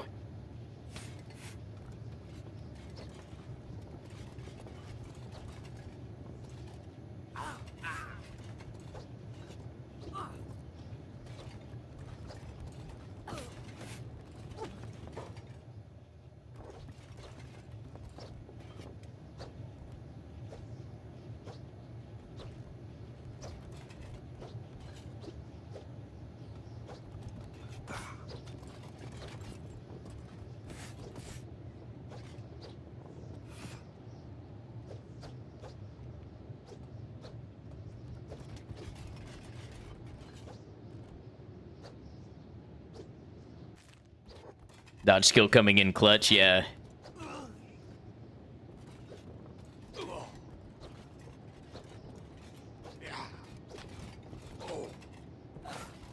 Oh, look at that multi-hit move.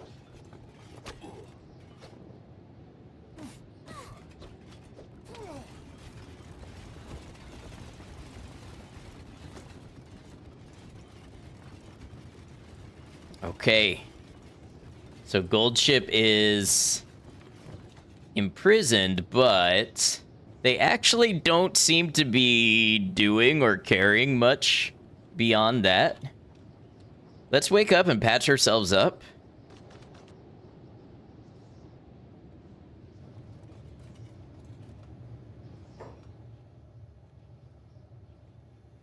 The Vault Warden.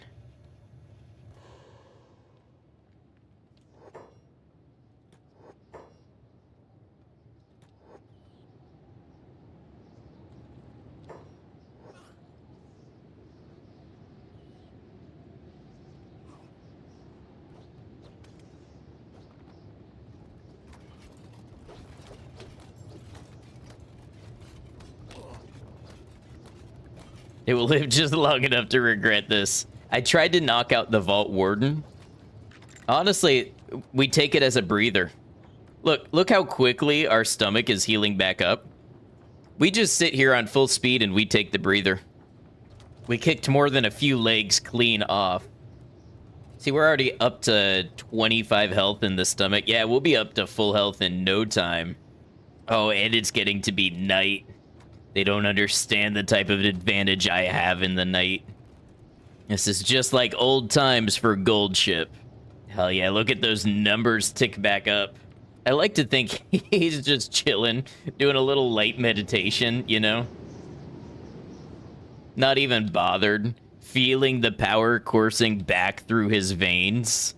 Okay, this is where it comes to fruition after the ad break. We have to break out before we get our armor replaced with shackles, but we have ad break in 1 minute, so I'm just going to go ahead and run it now. And then the conclusion, we think, to the Gold Ship story when I return in just a moment. Thanks for being here.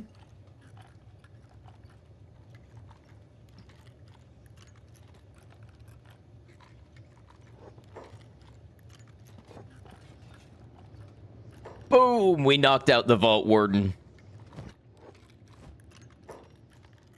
And we're just gonna throw the Vault Warden right in here. We're gonna help this guy out.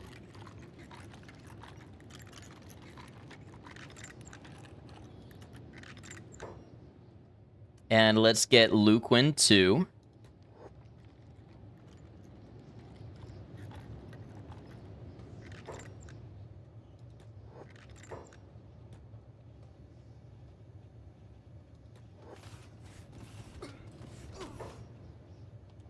All right, let's let the fight commence.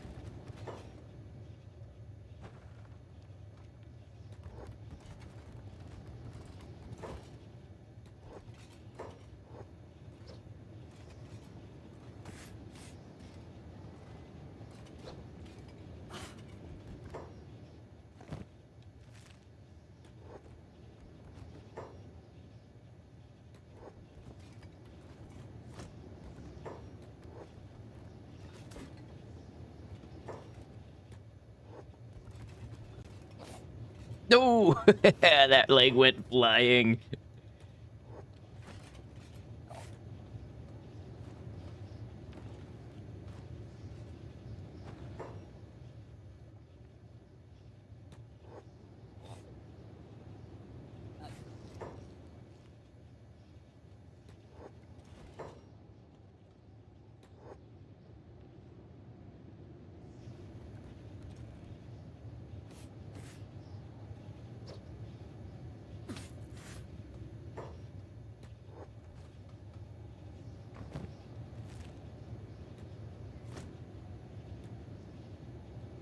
Yes, we're going to fill the prison cells up with the very guards that work here. Ooh, Luquin's dying. We gotta go first aid Luquin. He's got no blood. Can we stop it?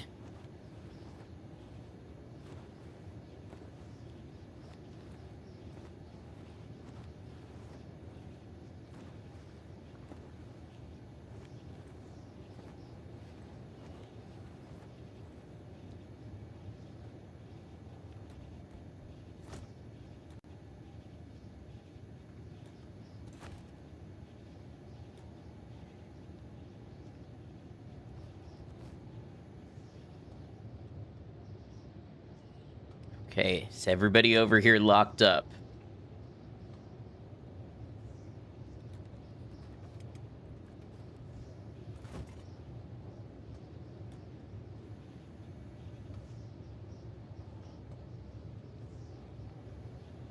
No, we're letting everybody out.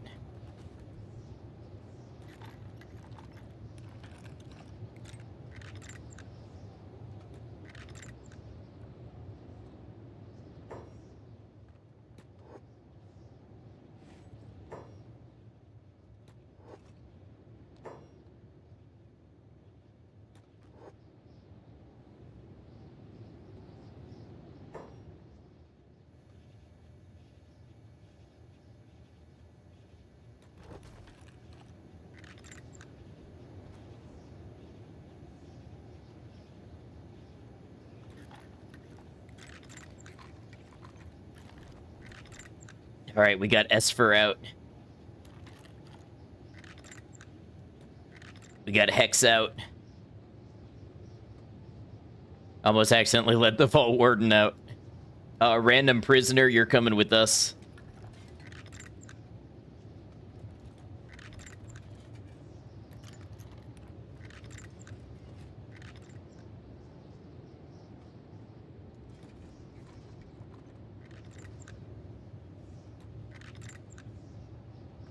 Screamy, we got Screamy.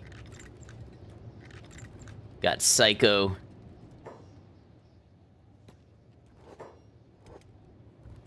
Who are you? I'm Goldship.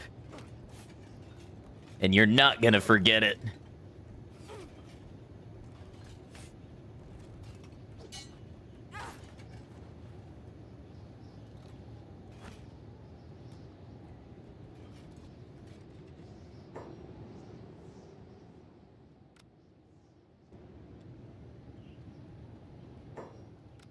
Look at this gang of misfits I've got behind me.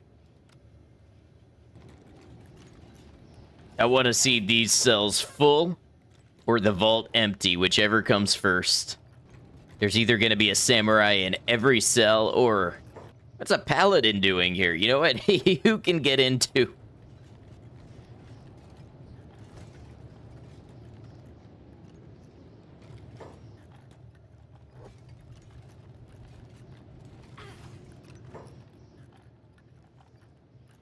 Okay, let me get some epic sweeping shots of all the samurai and the Vault Warden in prison.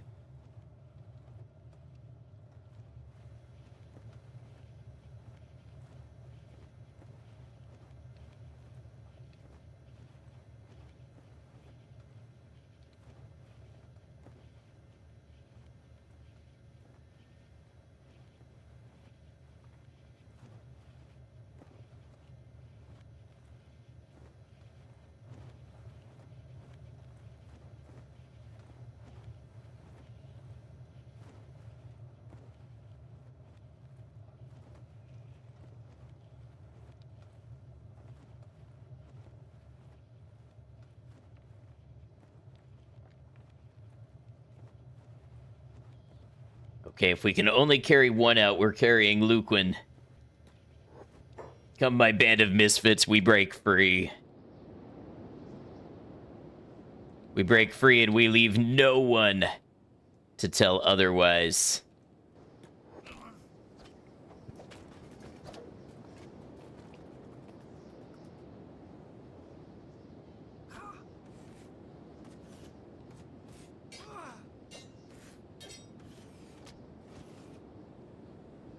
Go, Goldship, get him.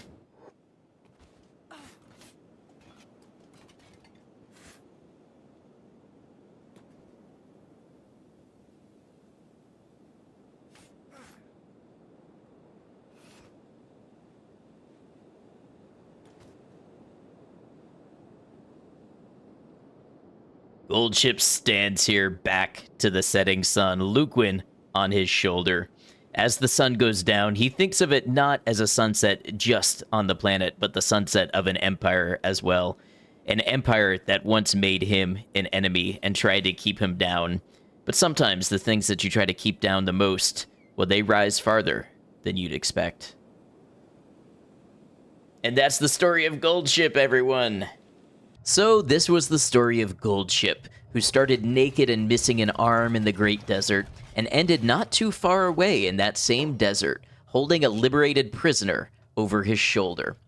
Along the way, we learned a lot about resilience, love, friendship, but we also learned that martial arts and assassination are quite broken ways to play Kenshi, and that a solo character can achieve a lot even in a hardcore run. We also learned that you should quadruple check your limbs before you get them eaten off.